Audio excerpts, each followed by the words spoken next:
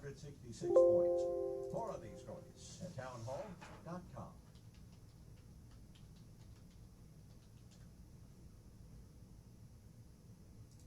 Stuck in traffic? We've got the answer on 1380 and 105.3. The Answer.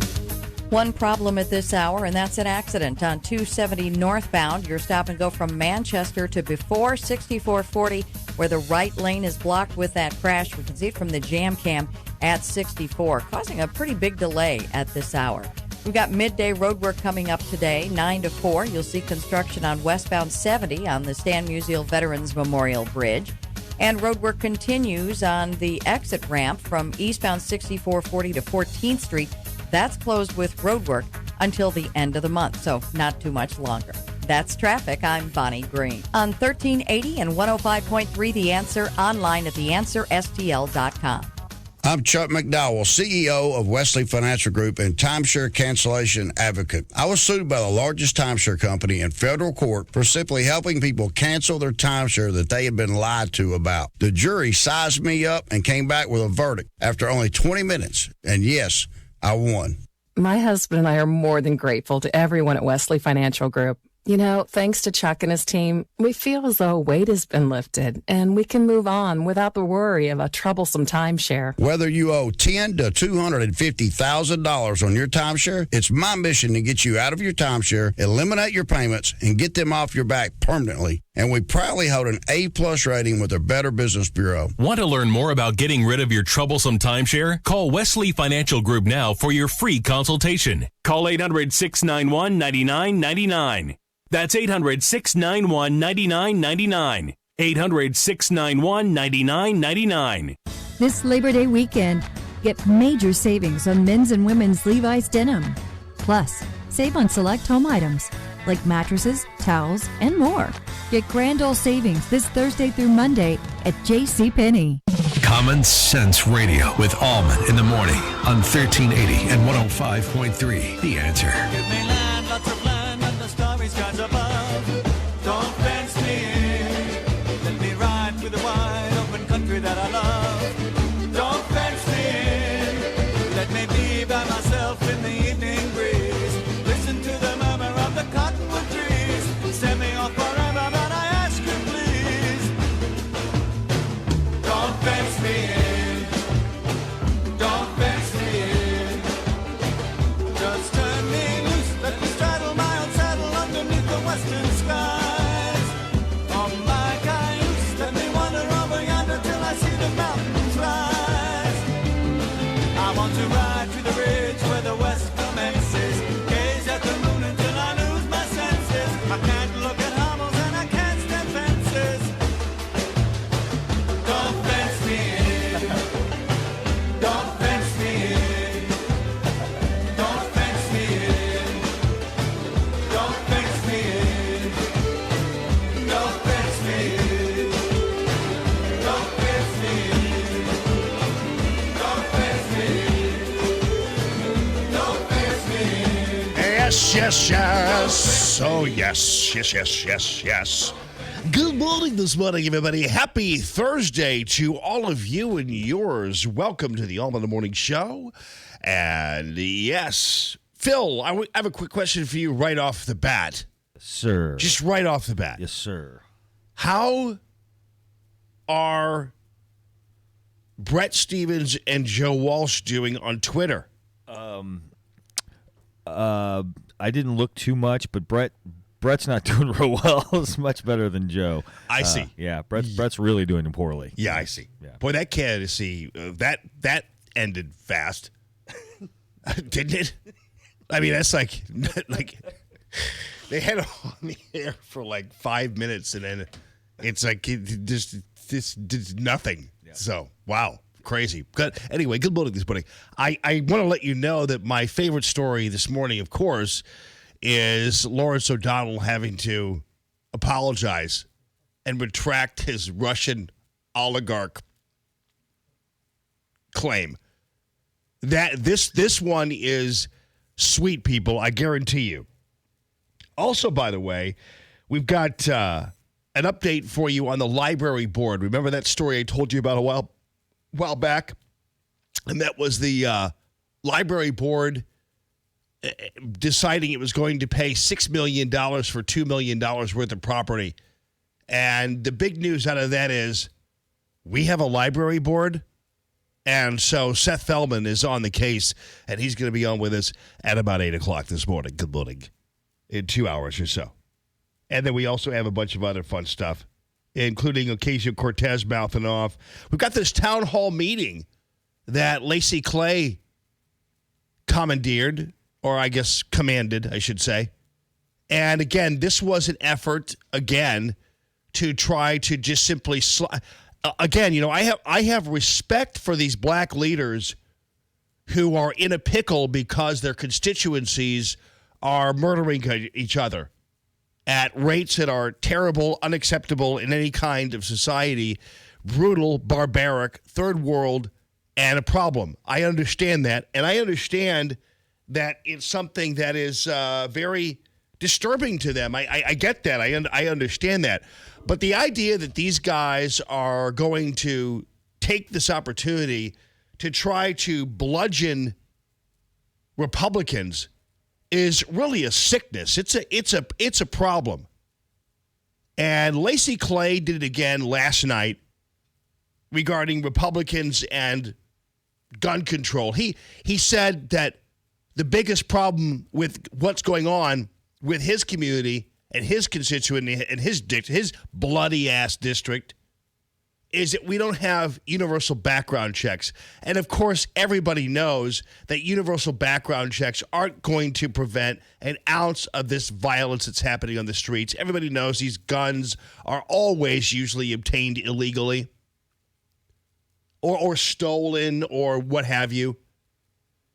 So this kind of stuff is just lazy politicking, and it shouldn't be accepted by the people who were there. There were only 300 people at this town hall meeting, probably because they knew that all they were going to hear was a bunch of BS from people like Lacey Clay, who I actually have an interesting relationship with because I've always had kind of I remember going down to Jeff City one time and doing a story on these guys who were missing committee hearings and that kind of thing. And I monitored these lawmakers, and it was during one of my investigative reports about guys showing up for committees. And I found out, I went down there to one committee, and Lacey Clay was the only one that showed up. And he was a state senator at the time. And I said that. I gave him props on TV because I respected that. And Lacey Clay is not a bad person. He's not a bad guy. I think that his ads running that used Ferguson were terrible. And I think last night and this continued effort on the part of black politicians to blame everybody but the people doing the killing and everybody but their own economic policies for the murders that are going on. And it might even not even be their economic policies that are causing it. Either way, the other people they're blaming are ridiculous. It's ridiculous. Sheila Jackson Lee yesterday, of course, I went through the whole reparations baloney that she's trying to sling. And like that's going to solve any problems. And by the way, it's not going to happen. So that's the worst of it. She knows there's not going to be 1 ounce of payment made to anybody. I'm not paying. I know that. So reparations and universal background checks are all the currency of lazy black politicians, and it's getting kind of ridiculous. Then we had another politician, Lewis Reed, whose reaction was, let's get more body cameras on police. That's like, come on, man. Then we had the Missouri Black Caucus. Again, a couple of these guys I actually have respect for. Stephen Roberts Jr. is a good guy. Accused of rape on the front pages of the Post-Dispatch once. And, of course, it was complete BS and baloney, but oh well. No retraction there, by the way. And the Congressional Black Caucus decided they were going to make this all about Mike Parson not having a special session on local municipalities able to pass their own gun legislation. Again, the gun legislation isn't going to help any of this. So we'll follow up on that and take your phone calls as well, 844-855-1380. Last night, because I had to get Kaysen on. I had to get him on about 6:30 or so because he brags about being the black politician whisperer. You know what I mean? Yes, I'm talking to Lacey Clay's office on a regular basis. Like, okay, then give me Lacey Clay or one of his minions. I don't know. I don't know what he told me last night. Some excuse. I don't know. I've been working on the railroad. You've been working on the railroad? Yes. I'm taking it upon myself to build a railroad, my high-speed rail myself. What did he say? Hang on a second here. Just pour some more milk on your cereal and wait a second. Probably gave you the latest update on robot prices. He gave me some baloney. Where is he? Hold on. There he is. Yeah, right. I'm trying. I hit him with it again today. Yeah. He told me that one of his guys, Steve Englehart, who's one of his aides, said that they were afraid of me. And it's like, well, come on, man. You're Lacey Clay. How are you afraid of me? You know what I mean? I'm Congressman Lacey Clay. I'm doing that because I remember I used to play a little stinger where he did a robocall. He's like, hello, this is Congressman Lacey Clay. And I would sometimes see him at Schnucks. He'd look at me like, hi, Jamie. I'm like, hi. Because he didn't like me very much. But he's at least a nice guy, I think. Good morning this morning. Yeah, Kaysen. But anyway, we'll try to get. But I don't know. We know what the deal is. Why even get into it? But these people constantly are just distracting. And really what the black politician response to the violence is, hey, look over there. Look, there's a gigantic snake. What? That's kind of what the inner city blacks are always having to do is like, oh, watch out though, because they're going to be lynching you if you don't keep electing me. It's like, well, no, it's worse than that. They're shooting each other to death and killing little kids. So that's the worst part of it. Jamal is on line 1. Jamal, good morning this morning. Up and at 'em. How you doing, man? Good morning, man. How you doing? I'm doing fine, thank you. What do you think? Look, as far as Missouri, I think made a bad choice when they made it legal for everybody to carry guns. Yes. Yeah. That was a bad call. That was Amendment. Hold on one second, Jamal. That was Amendment 5. Right. Remember all that? And it was the what they call that again? It was like just everybody carries or something like that. It was like you could just you didn't need a conceal and carry license anymore. And actually, the Amendment 5 became more restrictive to you and me than it did anything else because it banned guns in libraries and churches and all kinds of places. Well, not only that, the problem is that they had to make it seem like it's proper for you to be able to carry, and it's not right. And the problem is that I had to go through training. I go to the range to try to better myself in order to be able to deal with stuff as far as if I'm getting robbed or something like that. And the problem is that people have a tendency to think that well, if you carry a gun, it's supposed to help you out. It really doesn't. You have to have training. A lot of people don't have it. And this is why you end up with a situation where these young children getting killed because these guys shooting wildly. Oh yeah, that's true. And don't hit anything but hit the wrong person. They're trying to hit the person that they're trying to get, can't get there, but they hit somebody else on the side. You can't do that. And so and that's the problem that we have. And then they want to make it seem like it's about guns. It's really not about guns. It's about the person who has the gun. Yeah. The guns don't kill people. People with guns kill people. And so I think that hopefully one of the days I'm going to be able to run into one of these town hall meetings and run into Lacey Clay or somebody and then tell them, explain the truth. Yeah. It ain't about the licensed gun owner. It's about the person who doesn't have the training to go shoot. And then guns are, stolen from people's cars. If people would use logical sense, don't leave your gun in the car. That's one thing you don't do. You take it with you. You carry it with you. Conceal it. If you need to take, if you feel that you can't take it in a place where is post office, then get a lock box, put it underneath your seat, lock it to your seat, so they can't break in and take your guns. People have to use common sense. Yeah, that's just the bottom line. And if you don't use common sense, this is the end result of things like this happen. Yeah, I am so sorry about these young children dying for senseless gun violence. And that's the problem that we have in this city, and I think it was the wrong message to tell everybody, everybody can carry guns. No, that's not how you do that. And I mean, I was really against that, and I really called a lot of people talk about that. Man, that's not it. But they went and did it anyway, and this is the end result. How do you compare? We are 2.5 million people in St. Louis, and we're like number 3 or number 2 on the murder rate. Yeah. Of 2,300,000 people. That's right. crazy. And all those things. And Jamal, thanks for calling the show. I hope you have a great rest of your day. All that is part of, as Jamal pointed out, part of the problem. But again, you also look at just the pathologies around these murders and the desperation and the lack of a strong economy and upbringing.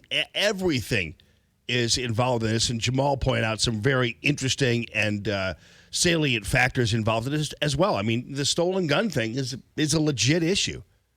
These people go down to the boat show, man. That's the time. You get out of the boat show at America Center. That's the favorite time of they one time had like 17, 18 cars broken in one morning at America Center, and they're all guns that were stolen out of people's cars. Of course, no wonder people are carrying guns down the city of St. Louis, because you're bringing your gun down there, just driving along Washington Avenue. You have to have your gun out practically. I know. So that's the issue. But there's a lot of other things that factors in it. And Amendment 5 actually, thanks Jamal for pointing that out, that actually did become, it is true. It's kind of odd to make the argument like I am making, not Jamal, but the fact of the matter is, more people are shot than killed, as you saw in Chicago and beyond. So that is a little part of it. But the reality is, if you don't improve the lot of the inner cities in general, you're gonna be toast, and we're seeing the result of that. And policing, depolicing, as I said yesterday, lack of prosecution of gun crimes. It's the first thing to go. You commit a crime with a gun, Jennifer Joyce used to tack on 45 years to your sentence. Armed criminal action. That's not happening as much anymore. Judges are turning people out. There's just a lot of cogs in the wheel here. 844-855-1380, the calltammy.com real estate listener line. Call the show at 844-855-1380 and interact with Jamie on the calltammy.com listener line. That's 844-855-1380. More Allman in the Morning next on 1380 and 105.3. The Answer. Saturday mornings at 9 are now all about the house. Do you ever wish you could get an hour with a general contractor or building inspector to ask all your home maintenance questions? Well, About the House with Troy Galloway is exactly that. Every Saturday morning at 9, Troy Galloway will spend an hour giving home advice and taking your questions. Submit your questions now on Facebook at the Galloway Building Services Facebook page. And tune in to About the House with Troy Galloway every Saturday morning at 9 on 1380 and 105.3 The Answer. This Labor Day weekend, get major savings on men's and women's Levi's denim. Plus, save on select home items like mattresses, towels, and more. Get grand old savings this Thursday through Monday at JCPenney. Allman here for a longtime Common Sense Radio supporter, Matthew Mitchell, the Matthew Mitchell Allstate Agency, 855-QUOTE-ME. Low premiums and low deductibles on your home, auto, and life, and I have all three of those policies with my good friend Matthew. Also, he's got some great deals for the young driver. You know how expensive it can be to insure them.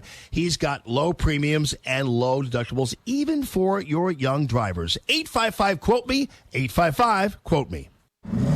You You love that smell. That new truck smell. All cleaned up and ready to go. Did you get your vent visor? You know, the rain guard that goes over your window? Stop by Custom Car and Truck in O'Fallon, Illinois for free installation and lifetime warranty on vent visors. How about your bug shield? You don't want to mess up the hood of your new truck with dead bugs. Keep them off the hood with free installation and lifetime warranty bug shield. See John and the crew off Highway 50 in O'Fallon, Illinois, or online at customcarandtruck.com.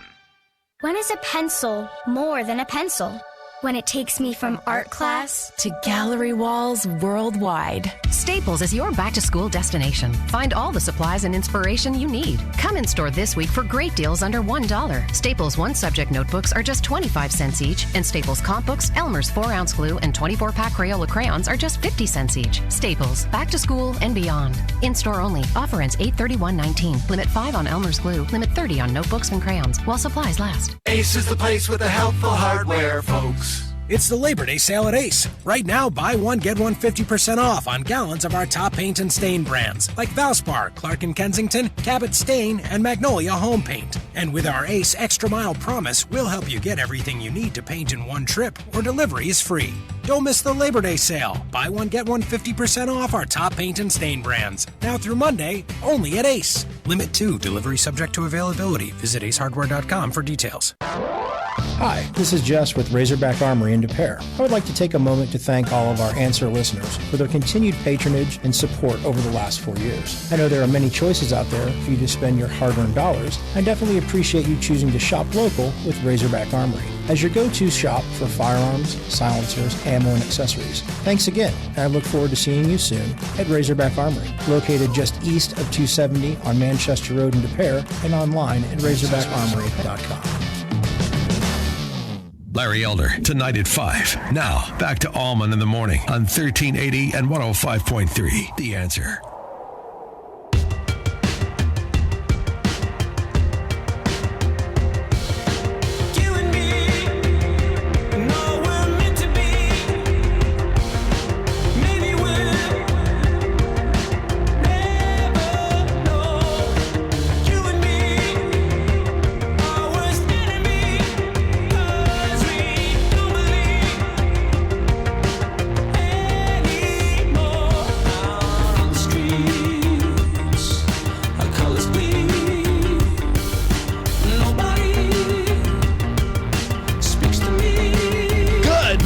Folks. Oh, yes, on the other side of the 6:30 break, Lawrence O'Donnell, this was a bad past 24 hours for MSNBC and him. Couldn't happen to a nicer guy, I'll tell you that. Stop the hammering. You can call that up. Hey, I can't call up a clean version of it because he's so profane. Dave is on line 1. Good morning this morning, Dave. How you doing, man? Jamie, I'm doing well. How are you? I'm fine, thank you. What's up? Hey, these idiot Democrats, once again, the narrative never changes. It just rotates. Now we got to give gun permits. Why don't you ask every single one of those poor dead babies' parents if the murderers had damn gun permits? Oh, or background, or the background checks thing. And the thing I said about Amendment 5 was interesting. The beef I have with it is that it actually was more restrictive than conceal and carry. So that was my position. Is it kept. But anyway, you're right. Well, no, I was just reading today where the idiot city leaders, self-appointed moronic city leaders, are saying, well, we want to have concealed carry permits now. Yeah, right. This gravelly voice moron Lacey Clay. Why don't you crawl back inside your hiney hole and stay there so you can't do any more harm to the citizens of North County? Black people in North County, please wake up. The only time Lacey Clay comes out of the bottle is when he wants to get FaceTime. He's done nothing for you. His dad's done nothing for your community in 50-plus years. Yeah, it's another voice. It's the family congressional seat. I mean, how unbelievable is that? It's like it just bequeathed to Lacey Clay. But you're right. I mean, this town hall meeting last night, the stuff I read was all about him blaming Republicans for this whole thing. And it's just so shallow and so gratuitous and so mercenary and so wrong and disingenuous. It's not helping the people of North St. Louis. Let's put it that way. All right. We're going to get to a little MSNBC and Lawrence O'Donnell. And actually, you know what? Rachel Maddow wound up looking great after all this. I'll tell you why coming up.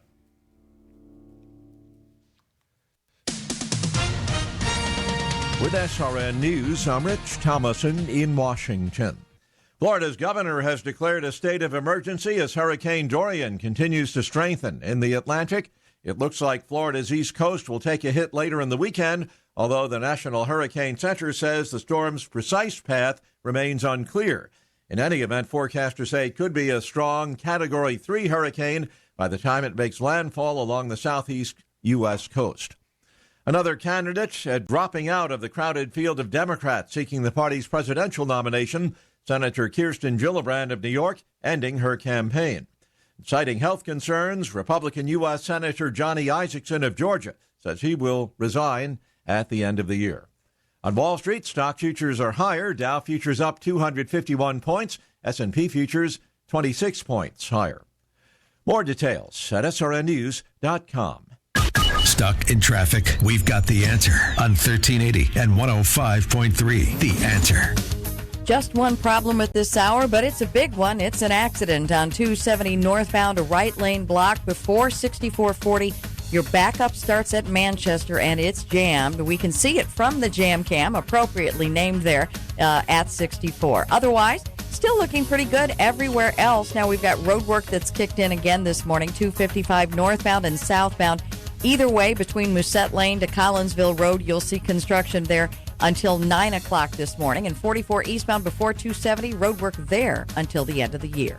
That's traffic. I'm Bonnie Green. On 1380 and 105.3 The Answer, online at theanswerstl.com. 1380 The Answer. Weather. Mostly sunny skies today with a high of 88. As we head into tonight, I expect a calm and clear evening. Low 70, humid. As we move into Friday, intervals of clouds and sunshine. Expect some rain in the afternoon, a shower or thunderstorm in spots. High 85. I'm Maddie Baggett with your St. Louis Metro forecast on 1380 and 105.3 The Answer. Yes, indeed. Michael's Flooring Outlet's website is a playground of flooring. It really is. It's the Disney World of flooring. You go there, you're getting $500 off on the coupon, and on top of that, you're also getting all kinds of variety, and you're looking at all the variety. You're like, wow, this is how does he even have all this stuff? And believe me, not everything is in the warehouse, but I will tell you that he can get it for you fast, rapidly. As much as you want to do, he'll do it for you and get it done fast. If you've got the kids now going back to school, or you're an empty nester and you're just figuring out ways to brighten up your home and change the entire complexion of your home, then Michael's Flooring Outlet's the way to go. The website is perfect. It's just amazing. You go there and you see the $500 off coupon. Then the other thing you see is a chat thing pop up, and they're like, hey, how can we help you? What store do you want to go to? He's got 4 different locations, and at that point, you can start talking about things. You can actually start shopping, and you're not going anywhere. Michael's Flooring Outlet is that friendly, user-friendly, the michaelflooringsoutlet.com, so it's really easy to decide what you want. And then, of course, obviously seeing it on the web is not as great as seeing it in person, so you go to the store eventually and kind of see what this looks like, and then, boom, you're there. michaelflooringoutlet.com with the best installation, the best pricing, and the best variety you're going to find anywhere. It's michaelflooringoutlet.com. This Labor Day weekend, get major savings on men's and women's Levi's denim. Plus, save on select home items like mattresses, towels, and more. Get grand old savings this Thursday through Monday at JCPenney. Dennis Prager can see where the hate lies. There are candidates for President of the United States who call the President of the United States a white supremacist, and nobody is shocked, and they say we're the haters. Can you get more hateful than that? If you're not a white supremacist, to be called one? The Dennis Prager Show. Weekday mornings at 11 on 1380 and 105.3. The Answer. News, opinion, insight. Hey, don't just listen to Allman in the Morning. See the show at theanswerstl.com. Now, more Allman in the Morning on 1380 and 105.3. The Answer.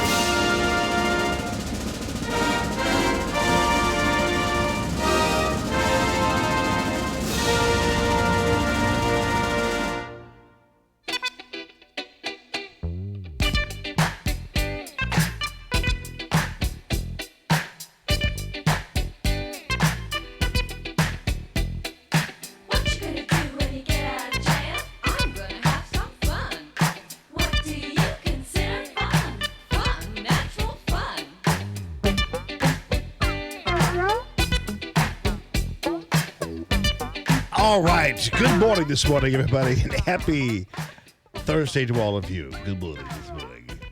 Song always makes me happy. I don't know why. Music's pretty good, too. That was back in the day, too. You talk about machines. Like, you talk about the guitar machines with that clapping machine was always, the thing, I don't know. Whoever invented the clap machine, man, that was a big improvement. That was a big thing. They don't use it as much anymore, though. But people like Hendrix never used it. Come on, everybody, Little Wing. Little Wing. Have you ever been experienced what I have? They'd be like, what are you doing? It's Woodstock. Stop that.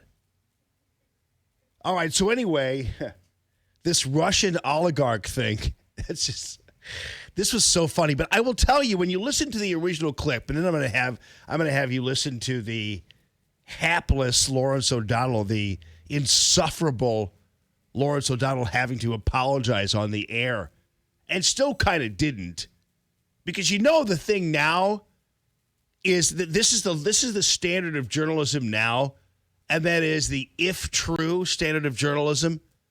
So they oftentimes, and they get away with it a lot.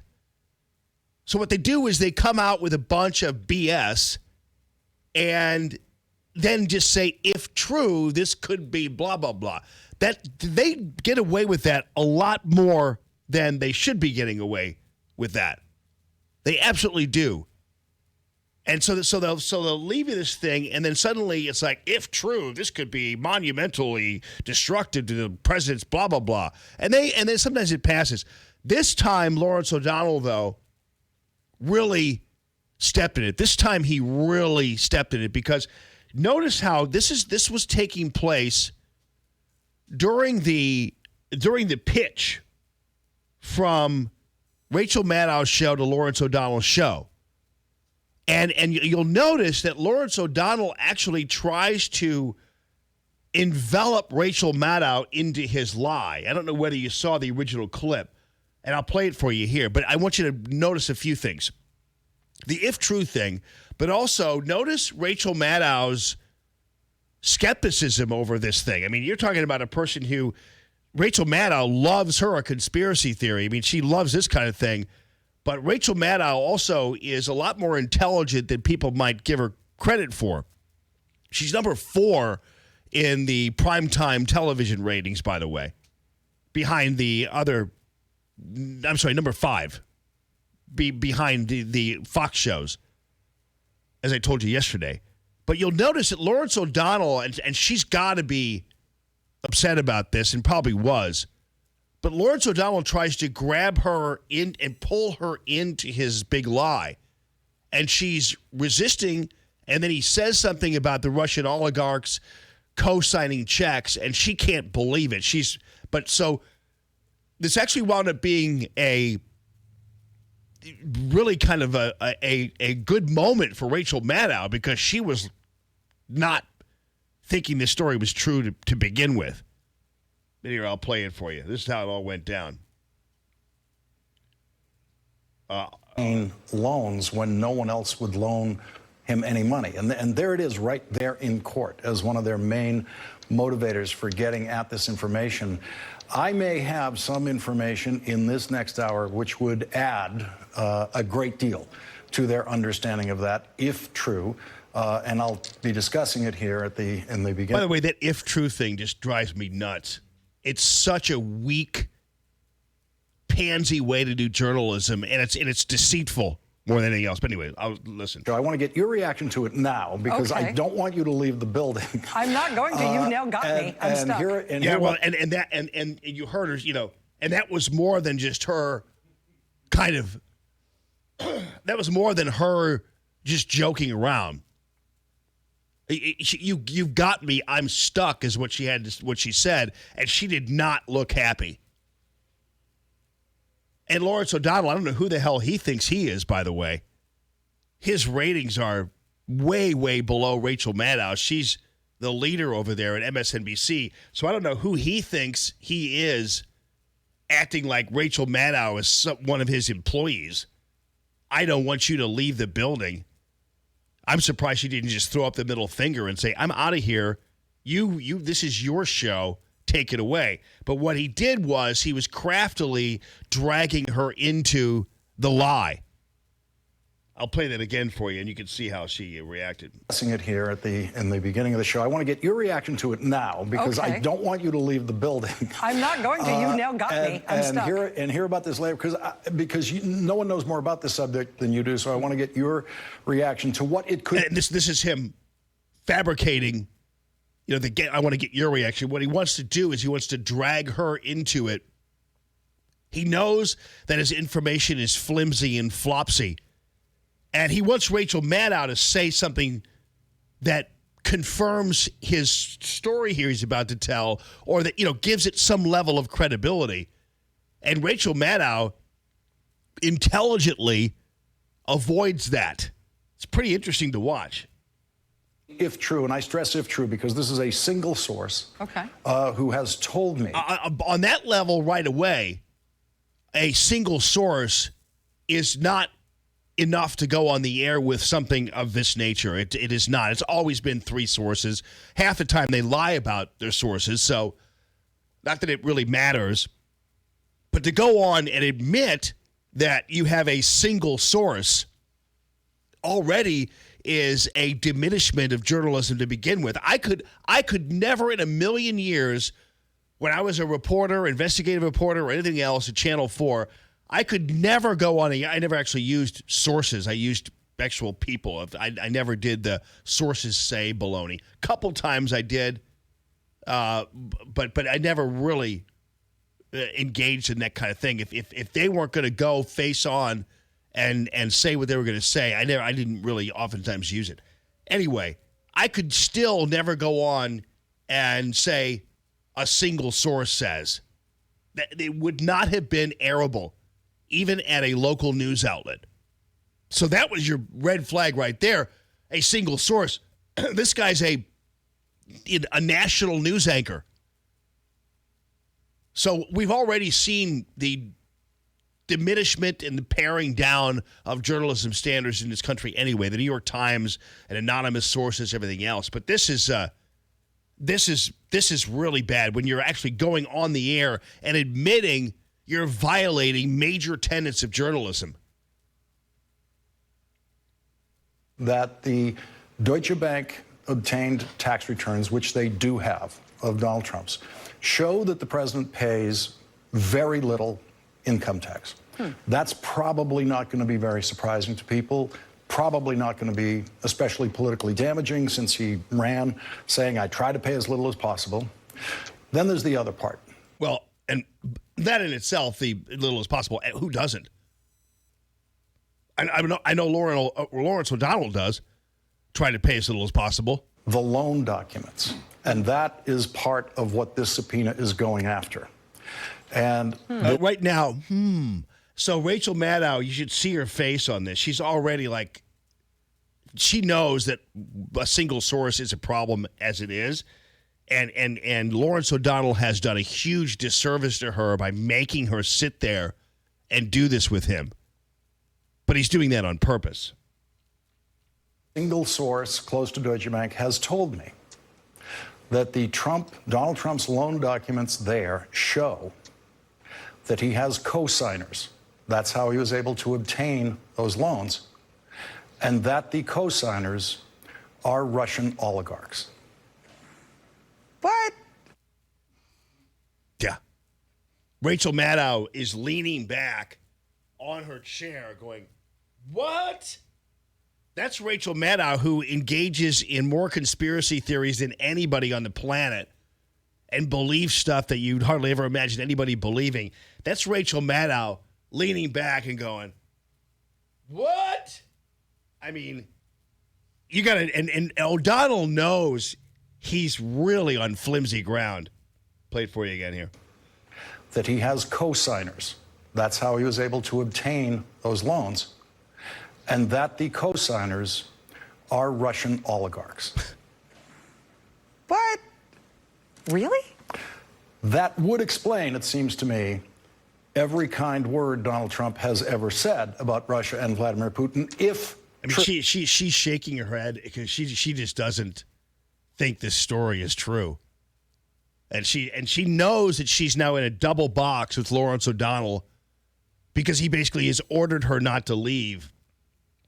And she's embarrassed. She doesn't know what to do. I guess there's a certain thing she could be jealous that he has information that she doesn't have. I don't know.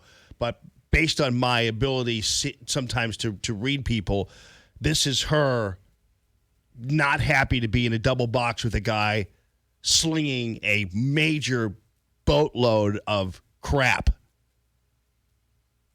And I stress the if true part of this. Yeah, that's it. Since when do journalists stress the if true part of it?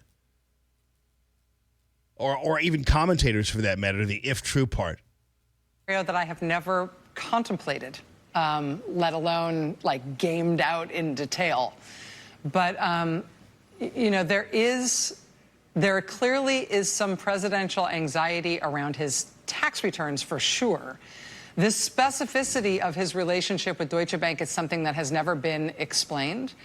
There particularly seems to have been some compartmentalization, even inside Deutsche Bank, which appears to be a disaster of a bank, in that what was going on between him and the private banking division at Deutsche Bank appears to have been something of a mystery to other parts of Deutsche Bank, even to the point where the bank didn't necessarily know how much it had outstanding in terms of Donald Trump loans very late in the game in terms of his political career. So, I mean, that obviously would be absolutely flummoxing. But I don't know. I'm going to now sit and watch your show. It would test the Trump theory that he could shoot someone on Fifth Avenue and his supporters would still be with him. Yeah, man. It Seriously. That's the financial equivalent of that. It is. So she's getting out of there and she's going to watch his show. And his show winds up being just one big fat lie. And then last night, Lawrence O'Donnell had to apologize for it. And actually, and I'll play it for you on the other side of this break if you can wait.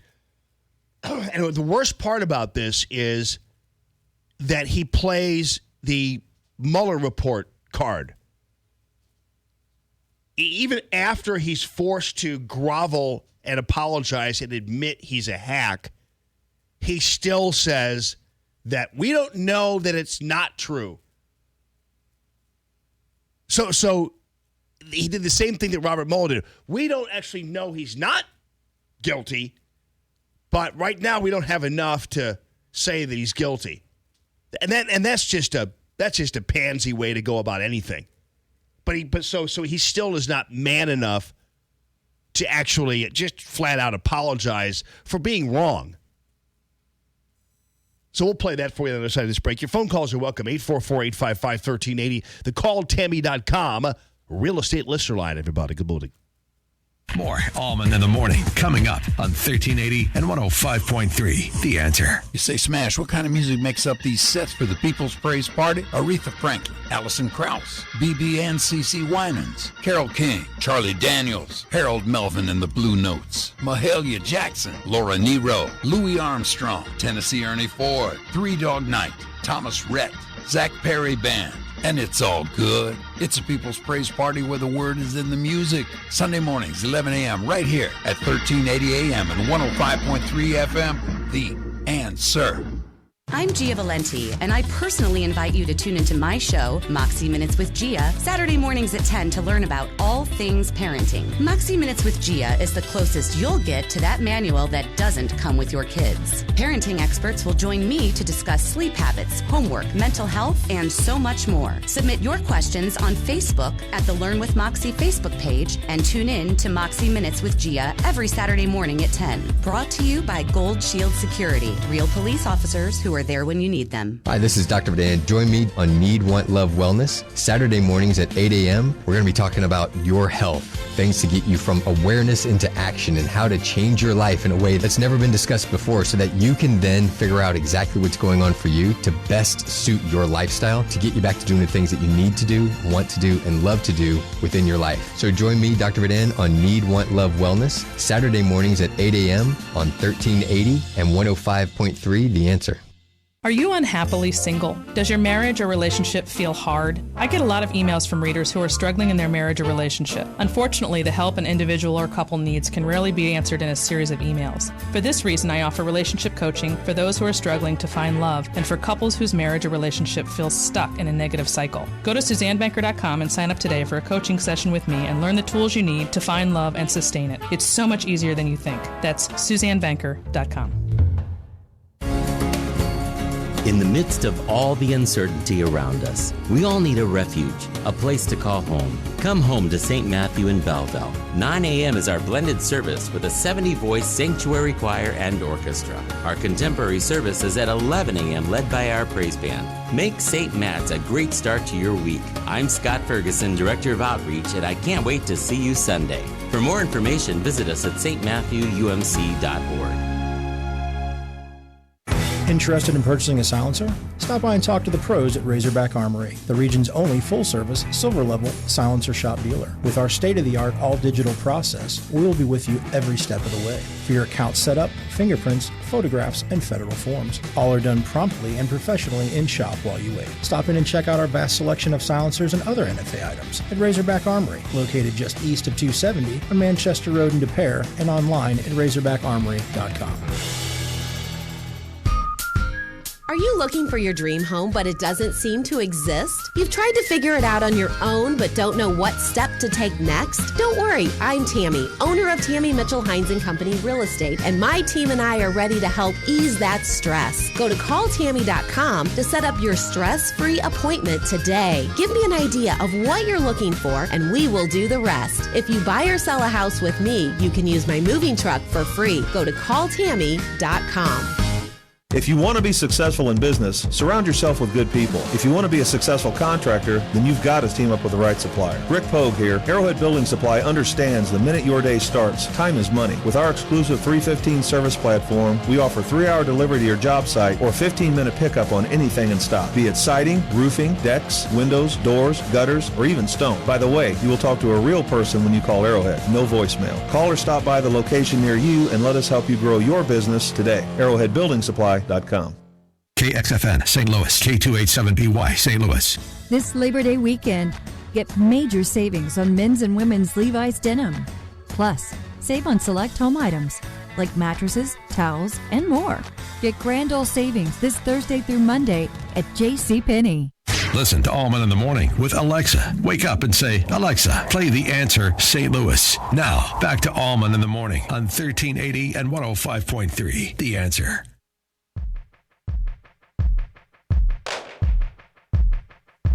Unsentimental, driving around, sure of myself, sure of it now. You stand so close to me, like the future was supposed to be. In the aisles of the grocery, in the blocks uptown. I remember well. But if I'd forgotten. Good morning, everybody. Good morning this morning. Boy, it's a beautiful morning, too. Nice pink sky this morning. Yesterday was downright perfect, for crying out loud.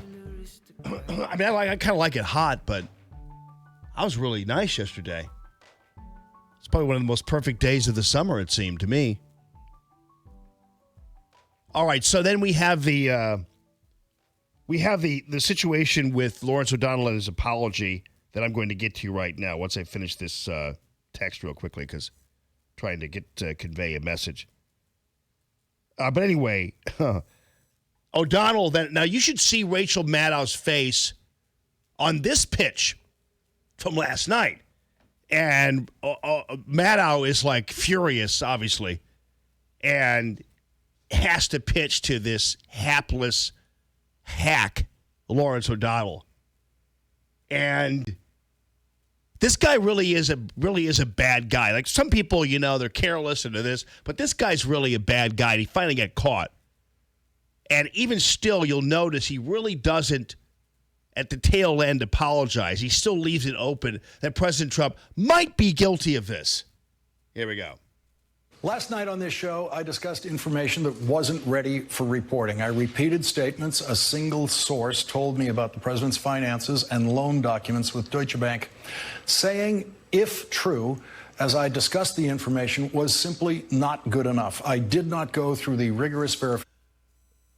Saying if true was not the only problem. It was that you used a single source. I didn't know MSNBC actually had standards. Apparently they do, though. And standards process here at MSNBC before repeating what I heard from my source. Had it gone through that process, I would not have been permitted to report it. I should not have said it on air or posted it on Twitter. I was wrong to do so. This afternoon, attorneys for the president sent us a letter asserting the story is false. They also demanded a retraction. Tonight, we are retracting the story. We don't know whether the information is inaccurate, but the fact is we do know it wasn't ready for broadcast, and for that, I apologize. We don't know that the information is inaccurate. Now, how can Lawrence O'Donnell, after all of this, after all the BS that he slung on the air, and apologizing and retracting under threat of being sued, how he could come out and also say that we don't know that the information is inaccurate is still beyond the realm of comprehension. But basically what it is, it's a typical move on the part of MSNBC and him to try to make all of his dopey audience members feel better about what a crook he is,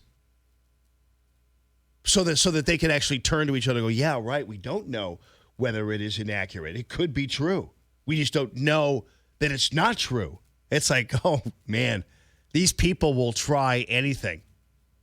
But I thought it was great that President Trump didn't waste one moment in getting his lawyers on these guys. I mean, given what he's put up with already in terms of all the lies being told about him, given all that, I mean, it's pretty amazing that President Trump doesn't do more of this. But this is where you kind of sparingly use your big missiles when you need them. And this was one time where this was way too much. And I still would love to know this source, I'm sure that Lawrence O'Donnell's going back to this person. I actually don't believe he ever had a source. That's how much I think of Lawrence O'Donnell and his hackery. I actually don't. I actually think he just made the story up.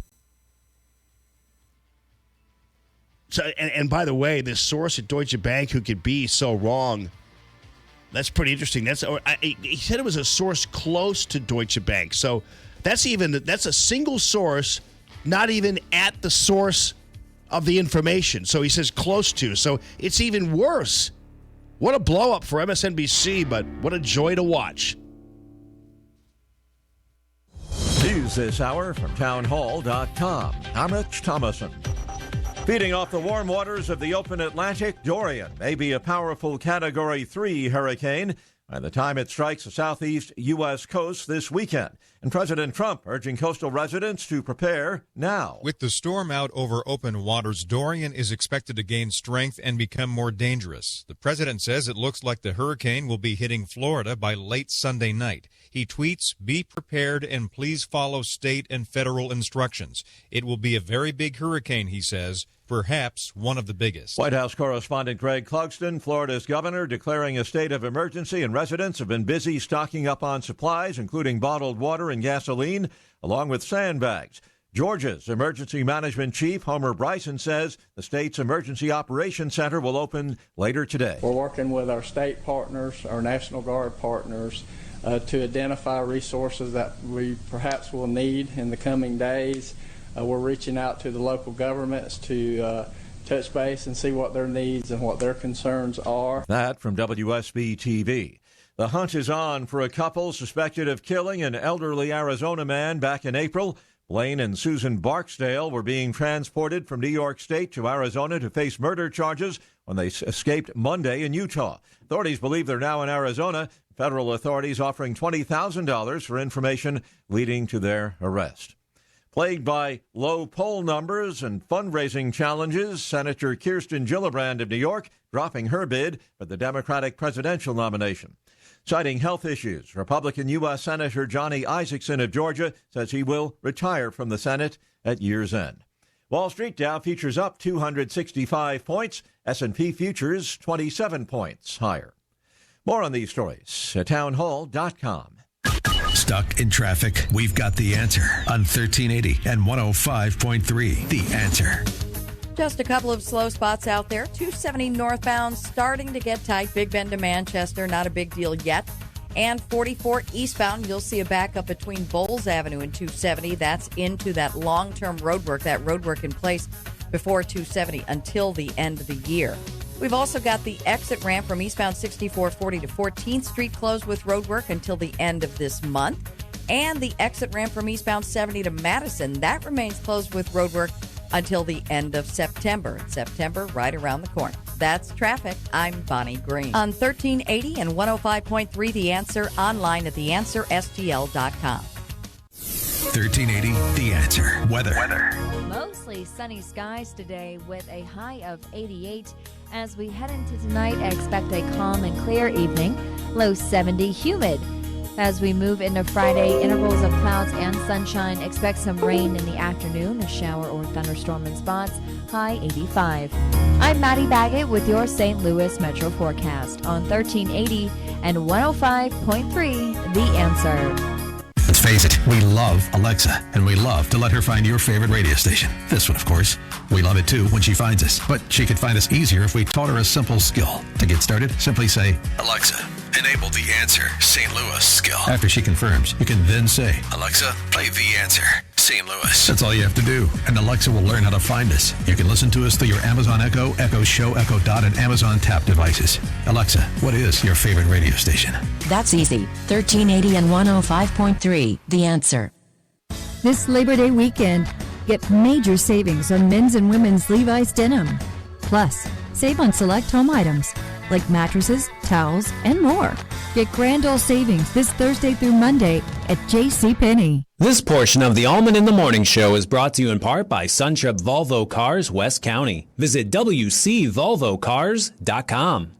Common Sense Radio with Allman in the Morning on 1380 and 105.3 The Answer.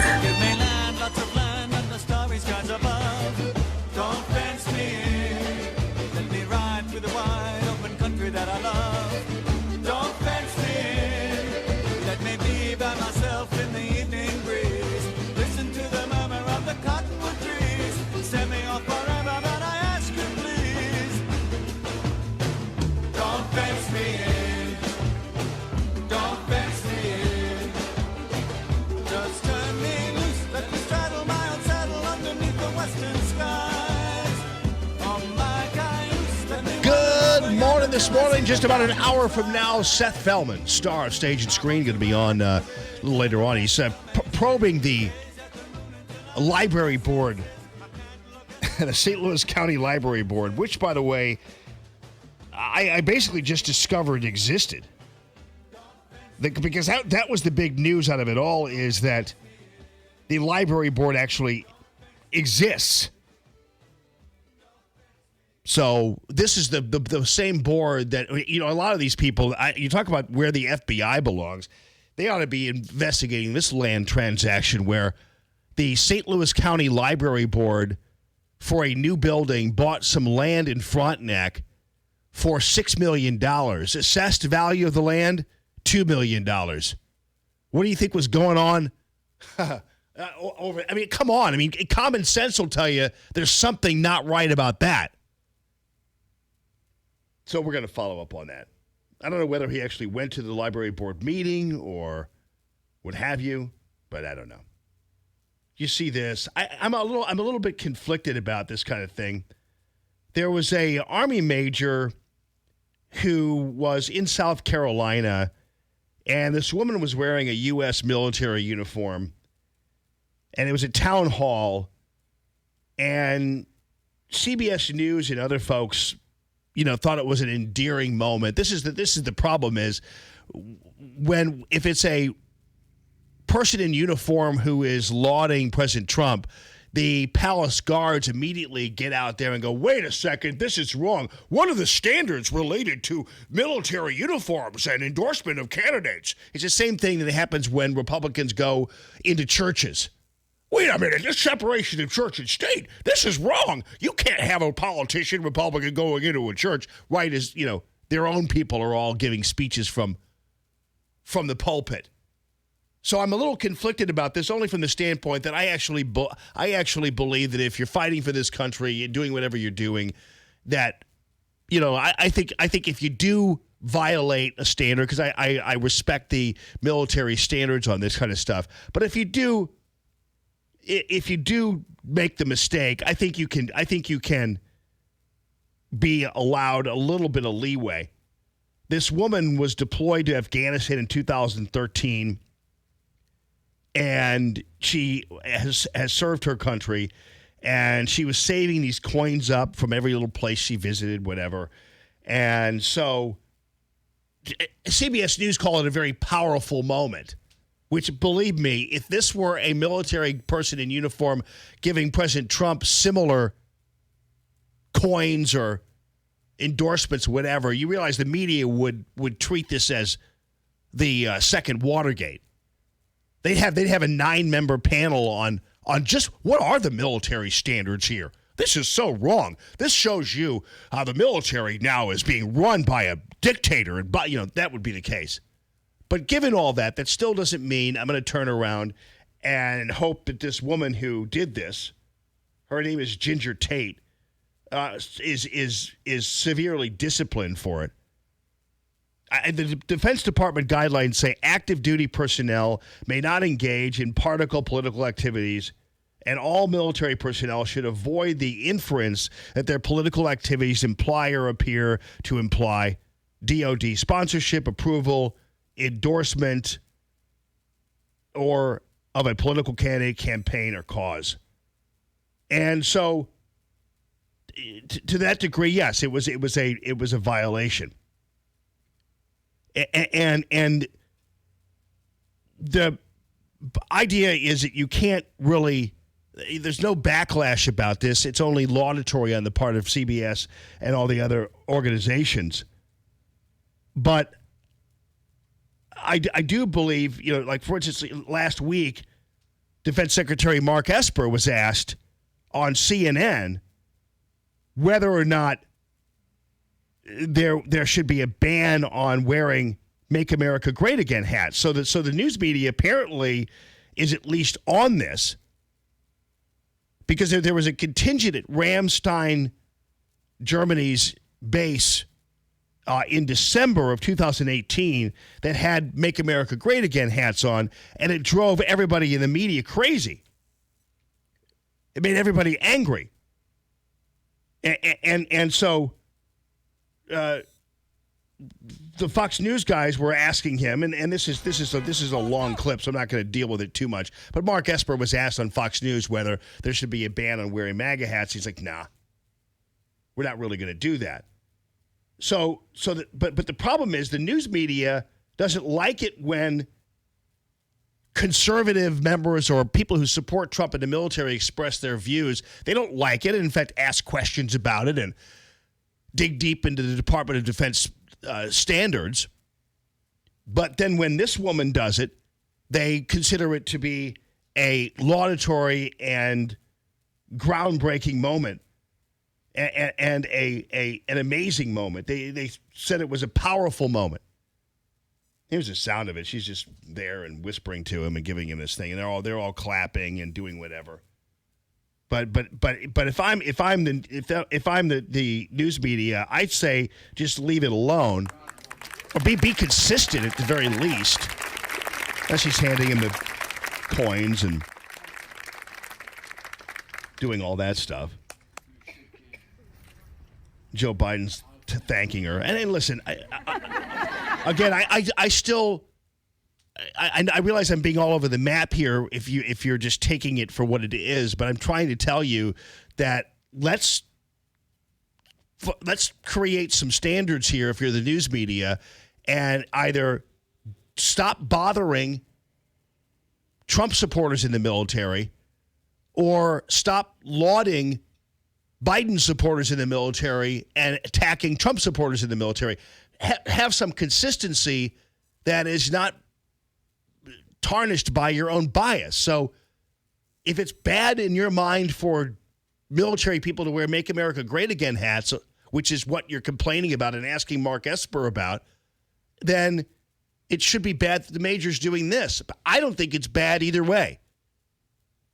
But you guys might. Some of you in the military, I got a pretty strong military listenership, and you all are very engaged in the standards of comportment and that kind of thing. So I'm not trying to diminish standards here. But my own personal view is that if you're over in Afghanistan, you're over in Iraq, you're in Vietnam, you're whatever, I think it ought to be okay for you to express yourself.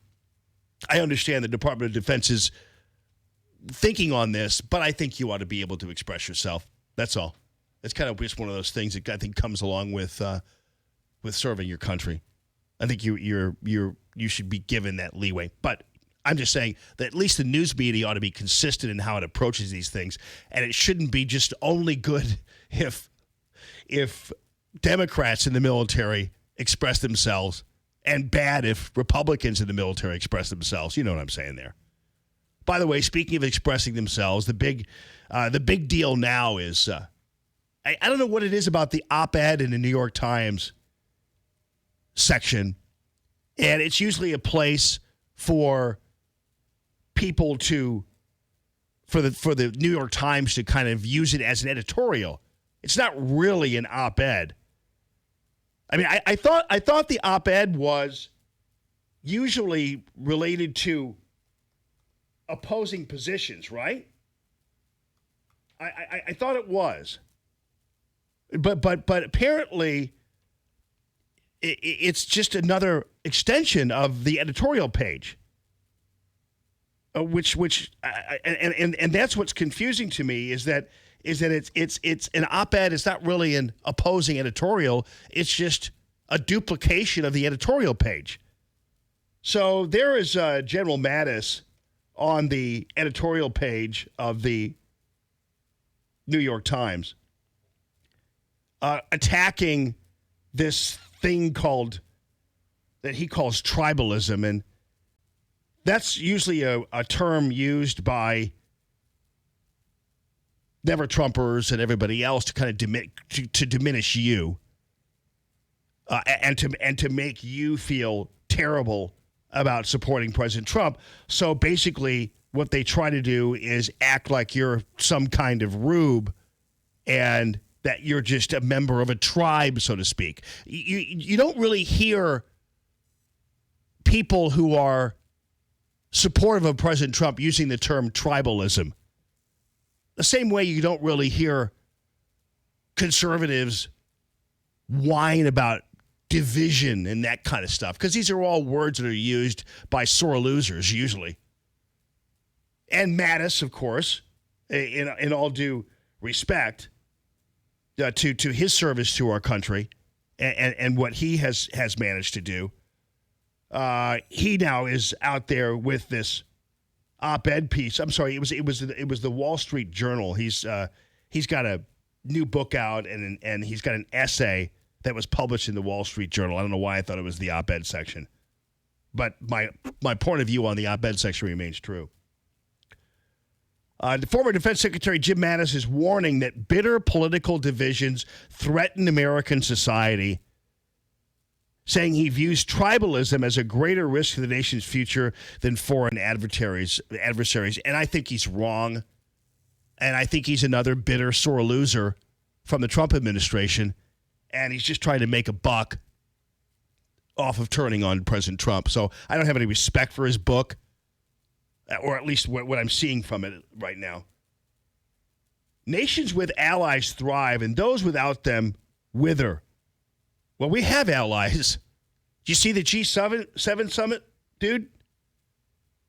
And political divisions, as I pointed out before, I'm not going to give you my big speech again, but political divisions are actually the best part about this country. The fact that people fight for what they believe in. Now, keep in mind, the Founding Fathers did not see political parties as productive. They did not see, they looked at political parties as factions. They looked at them as rather gauche, as rather clubby. And so they weren't big fans of political parties, the Founding Fathers. But nonetheless, as human beings are wont to do, they group up. That's just how things work out. You group up. It's no different than the cafeteria at lunch in school. People just kind of group up naturally. That's the way human beings are. They tend to form clubs and groups and hang out with people they like and hang out with people that are agreeable, hang out with people they consider to have positive energy, all that kind of stuff. That's how it works. I mean, it's a human thing. And it's not only a human thing. Hell, look at any element of the animal world, and you'll see groupings. It's how it works. It's not a terrible thing. And this tribalism thing, I hate that word because it's only used by people who hate President Trump. Phil, am I right or am I wrong about that? Can I get an amen about that? Amen. Amen, people. Maxie, am I right or am I wrong? What did I say? Amen. Amen. Amen. No, but listen, tribalism's used to put down people who support. You didn't hear, well, heaven forbid if you did, if a conservative talked about people who support Obama as being tribal. Can you imagine what would happen then? He said tribal. He said tribal. Although I once compared a lot of these Obama bots to the worshipers of the Coke bottle in the Gods Must Be Crazy. I mean, that's true. Actually, that's a good movie, isn't it? Gods Must Be Crazy. It's an old one. Oh, love that movie. Yeah. Where these guys, they're out in the bush. I'm kind of cutting the theme a little bit here, but it's them worshiping a Coke bottle. But you know what? That's really actually a funny movie, and it's actually kind of really right on about the human condition and human beings. They tend to latch on to things. I think it's kind of a cool thing. Sometimes it's not always the best thing that they're latching on to, but they latch on to things. They like things. They worship things, and when Father Tom's in at 9:30, I'm going to lay on him one of my favorite discoveries in the confines of my office, and it's a statue of Our Lady of Fatima. And it's the Our Lady of the Holy Rosary. It's a statuette. I love that thing. And people might say, yeah, man, that's really weird that you're loving that statue. It's, well, that kind of, I mean, you know what I mean? Idolatry, they'll call it, whatever. But we'll talk about that with him. But nonetheless, the word tribalism, you'll notice, is only used by the National Review, Bill Kristol, I love that picture too. Oh, man. It's only used by the National Review, Bill Kristol, Jonah Goldberg, Stephen Hayes, big fat Chris Steyerwalt, and never Trumpers. That's you never hear that word from anybody else. And when people want to kind of make hay with their anti-Trumpism, they'll use the word tribalism, which really is code for you're stupid, and you're just a rube, and you're just a Bushman. That's really what it's all about. So I don't buy it. And of course, none other than Allah Pundit over there at Hot Air is like, yeah, Mattis could really. He's the one guy that could make a run at Donald Trump. It's like, no. I mean, I have a lot of respect for General Mattis's accomplishments and what he's done in sacrificing for this country. But the guy, that ain't the guy. You've seen him. You don't. That put him up against President Trump, and there's no competition there. But again, it's a human condition when you hate Trump like Alapundit does over at Hot Air. You are looking for anybody at this point. Everybody's given up on Joe Walsh now, but hey, it's over before it ever began. But then Alapundit's like, maybe he can run against President Trump. It's like, no, buddy, keep sucking your thumb because you're going to have a rough 2020. Your thoughts on this are welcome, my friends. Even if you have an opinion on the gods must be crazy.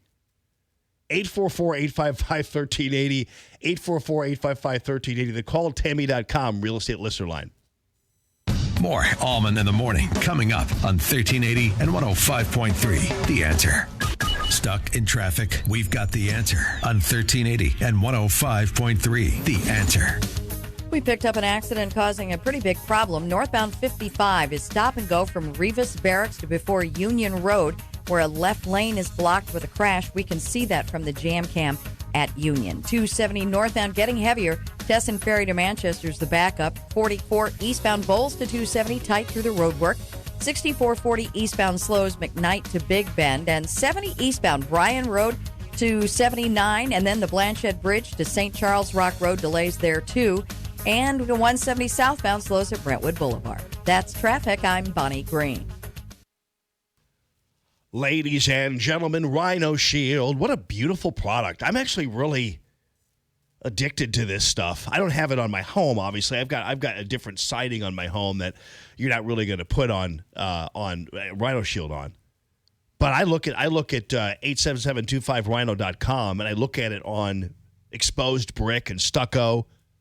And actually, to tell you the truth, really what happened is my house, which is 100 plus years old, originally had stucco on it, and then they sided over the stucco. But if I ever peeled that stuff off, I'd Rhino Shield that house, the stucco, because it really looks good. In the meantime, I'm thinking like of Rhino Shielding the Jeep or something. Would that be cool? I wonder if he'd do that. Darren, can you Rhino Shield my Jeep? Be awesome. You know, Rhino Shield. I just wonder if you're lucky I don't have a whole vat of Rhino Shield. I'd go around Rhino Shielding everything. So anyway, this stuff looks really great on exposed brick, stucco, on roofs, hog farm roofs, because it's 100% waterproof, on vacation homes, everything else. You're going to really love what Rhino Shield does. It looks like a fresh coat of paint every time. It's 3 times thicker than paint is, and it comes in all kinds of different colors. It's 100% waterproof, as I said. 90% of the UV rays are blasted back into the sky. So insulation qualities are great. It's a great value, and it's a 25-year transferable warranty. So hook up with Rhino Shield. Don't paint again. 877-25-RHINO, 877-25rhino.com. This Labor Day weekend, get major savings on men's and women's Levi's denim. Plus, save on select home items like mattresses, towels, and more. Get grand old savings this Thursday through Monday at JCPenney. Hi, this is Gia, the host of Moxie Minutes with Gia, and you might be wondering why I even do this radio thing. Ultimately, my show is all about communication and education. I founded Learn with Moxie to help our kids to become better communicators in a screen-obsessed world. If you're interested in getting to Learn with Moxie curriculum in your school, contact me at learnwithmoxie.com. That's learnwithmoxie.com. And as always, keep talking. You've had your new truck for a few weeks now. Looks good. But now you're realizing running boards would make your ride look great. Since you're gonna buy a boat, you need a hitch. Oh, and what about a floor liner? Let's keep it looking nice. Stop by Custom Car and Truck in O'Fallon, Illinois. Selling top brands for trucks like Bug Shields, step bars, and bed liners for over 20 years. See John and the crew off Highway 50 in O'Fallon, Illinois, or online at CustomCarAndTruck.com. Now with free installation and a lifetime warranty on vent visors and Bug Shields.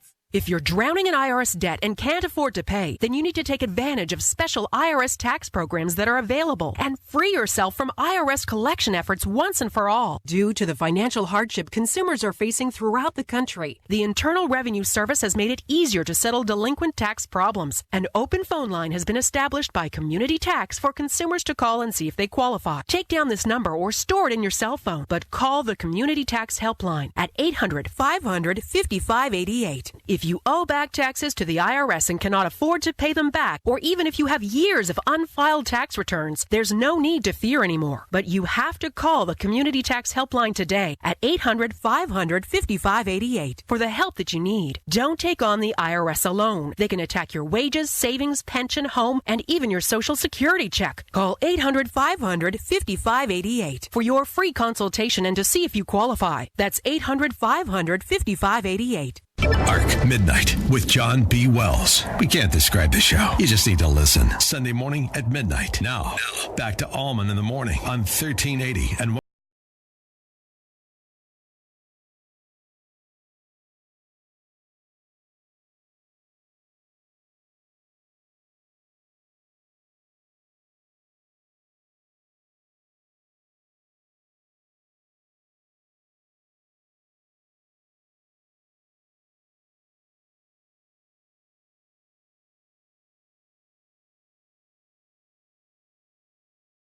for the former defense secretary to say that tribalism is a greater risk to the nation's future than foreign adversaries. I don't think actually on any level that statement is factually correct. I absolutely do not think you could possibly make that argument with any degree of credibility. You really can't. It's a way over the top and it's way wrong. And again, the word tribalism connotes a diminishment of intelligence, to tell you the truth. No offense to tribe members, but you know what I mean. You know what I mean. Tribalism insinuates somehow that you're just a bunch of people with wearing banana leaves covering you and jumping up and down in unison like a bunch of stick people. And I think that's demeaning to Americans who fight for what they believe in. And you know what? If the left wants to fight politically, then let's do it. Let's fight. But right now, actually, the people who are the most threat to this society right now are the people beating people with crowbars, knocking hats off of people's heads, and trying to run them out of the public square and bury them because of their political opinions. And that's not conservatives doing that. That's the left doing that. And how it winds up in a situation like this where we got to hear from these never Trump a-holes all the time about how we're the problem. It's like, we're not doing anything. All we did was dare go to the polls in 2016 and elect a president that we liked, finally. And that seems to be our greatest sin, is the fact that we elected a president that NBC doesn't like. Or we elected a president a la pundit doesn't like. Or we elected a president that Bernie Sanders doesn't like. Or Hillary Clinton or whatever. Or Hollywood doesn't like. That was our crime. Otherwise, we've done nothing to anybody. We're not out there beating people over the head with crowbars, throwing eggs in their faces when they're in line to go see a political candidate. We're not the ones doing that. You talk about tribal and third world. That's what that is. So Defense Secretary Mattis, you can shove it, dude. I'm serious. I respect your work, but this is just a bunch of gratuitous money-making ventures on the part of people like James Mattis. And so I have zero use for this guy. Stand up for what you believe in. That's fine. But we're not the ones with pitchforks and crowbars and trying to get people fired all the time. 844-855-1380. With SRN News, I'm Rich Thomason in Washington. Feeding off the warm waters of the Atlantic, Dorian may become a powerful Category 3 hurricane by the time it strikes the southeast U.S. coast this weekend. President Trump urging coastal residents to prepare now. Florida's governor has issued a state of emergency. Residents have been busy stocking up on supplies. The hunt is on for a couple suspected of killing an elderly Arizona man back in April. Blaine and Susan Barksdale were being transported from New York to Arizona to face murder charges when they escaped on Monday in Utah. Authorities believe they're now in Arizona. Plagued by low polling numbers and fundraising challenges, Senator Kirsten Gillibrand of New York dropping her bid for the Democratic presidential nomination. Wall Street, Dow futures up 279 points. NASDAQ futures 95 points higher. More details at srnnews.com. Stuck in traffic? We've got the answer on 1380 and 105.3. The Answer. We picked up an accident causing a pretty big problem. Northbound 55 is stop and go from Revis Barracks to before Union Road, where a left lane is blocked with a crash. We can see that from the jam cam at Union. 270 northbound getting heavier. Tesson Ferry to Manchester is the backup. 44 eastbound Bowles to 270 tight through the roadwork. 6440 eastbound slows McKnight to Big Bend, and 70 eastbound Bryan Road to 79, and then the Blanchette Bridge to St. Charles Rock Road delays there too, and the 170 southbound slows at Brentwood Boulevard. That's traffic. I'm Bonnie Green. On 1380 and 105.3 The Answer, online at theanswerstl.com. 1380 The Answer. Weather. Mostly sunny skies today with a high of 88. As we head into tonight, expect a calm and clear evening. Low 70, humid.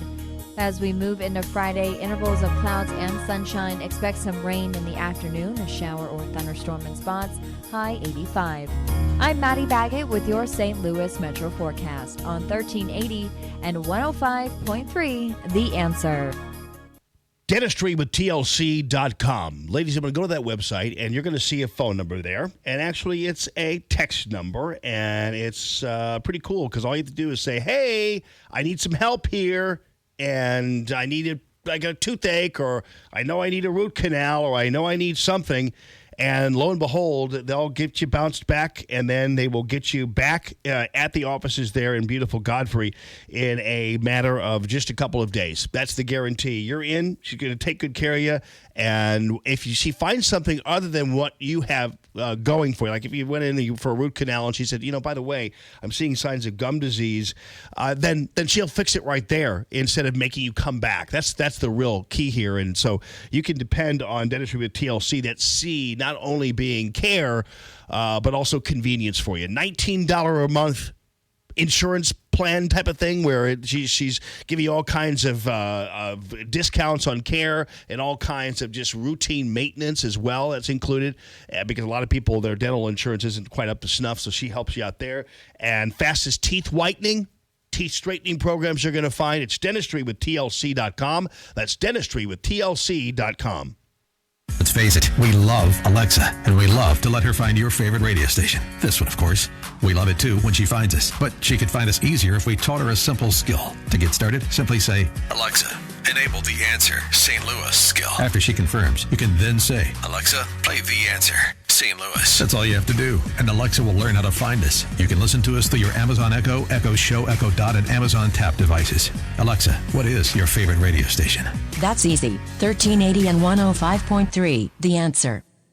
This Labor Day weekend, get major savings on men's and women's Levi's denim. Plus, save on select home items like mattresses, towels, and more. Get grand old savings this Thursday through Monday at JCPenney. This portion of the Allman in the Morning Show is brought to you in part by Suntrip Volvo Cars, West County. Visit WCVolvocars.com. Hey, want to talk with Jamie? Call 844-855-1380. 844-855-1380. And interact with Common Sense Radio. This is Allman in the Morning on 1380 and 105.3. The Answer. The moon was shining on the lake at night. The Slayer t-shirt fit the scene just right. Smeared mascara, I looked into your eyes and saw a light. You told me stories about your chickadees. They didn't like me because of stupid archery. You charmed the lifeguard, he let them use the pool all day for free. Good morning this morning, and happy Thursday to all of you. Hurricane Dorian now apparently gaining strength as it moved through Puerto Rico. And I guess it's kind of through the Bahamas and is going to hit Florida. It's going to hit, I saw a map, I saw the cone, and it looked like the top of the cone covered most of Florida. Like most of that whole area, almost all of Florida, it seemed. So it looks like it might even, I don't know, based on the map, it looks like it might pass the Bahamas. I don't know. It looks like it's kind of going, it's going a little bit north of the Bahamas after going through Puerto Rico. And so it actually looks like it's gaining strength. It's a 2 now. And then it's going on to, if it's passing the Bahamas, it's going to take a left turn? Oh, okay. It's going to be a 3 by the time it hits like Miami and Port St. Lucie and Daytona Beach. So it's going to be bad news. You go to places like Daytona Beach, which is kind of old school. You ever been to Daytona Beach? Maxie, you're kind of a Florida guy, right? I used to live in Daytona. Oh, you did? Oh, yeah, for years. I love that town, man. Here's the thing about hurricanes. Nobody leaves. If you're a Floridian, you're not going anywhere. Really? Yeah. Oh, yeah. Yeah. Well, it looks like it's going through, as a 3, it hits Port St. Lucie, and then it wanders through that area there and just kind of spritzes all over Daytona Beach and Jacksonville, and that's the farthest north it goes. I don't know. Yeah, you guys have been there, done that. I mean, Port St. Lucie is a really nice, sort of smaller, sleepy town, so you hate to see them affected by this. But I imagine, people are boarding up their walls and their windows, and they're grabbing their Coors Light, and I think they're going to be just fine. Yeah, right on. Daytona Beach is cool. That's where you can drive you can drive your car on the beach. It's like old school. Yeah, it's like the flat beach. It's right, and then there's Cocoa Beach nearby. This is where all the astronauts were hanging out. A lot of old school motels and things like that. I love Daytona Beach. I took Ethan and Katie there once when I went down to, when I covered the deal in it was a convention in Tampa. It was a Republican convention in Tampa. Then the Democrats had their convention in Charlotte, North Carolina. And Tampa was a total dump. Like where we stayed right outside of SeaWorld or something in some hotel run by a bunch of Indian people. And they didn't give a rip about anything. And it was like we were right next to the check cashing outlet. That's where we kind of were. The check cashing outlet and the muffler repair shop. And then there was our hotel.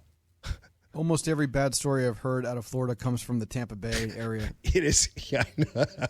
True. It is kind of a dump, man. That part of Tampa. So, but at the very so what happened is we come home and you go to the hotel, or the motel is what this was. This wasn't a hotel. This was a motel, and we hear the people at SeaWorld. You hear all the roller coasters and all that. I mean, it was really just like that, man. It's crazy. But it's still Florida. And by the way, I'm the one, it's funny how people stole that from me, the Florida man thing.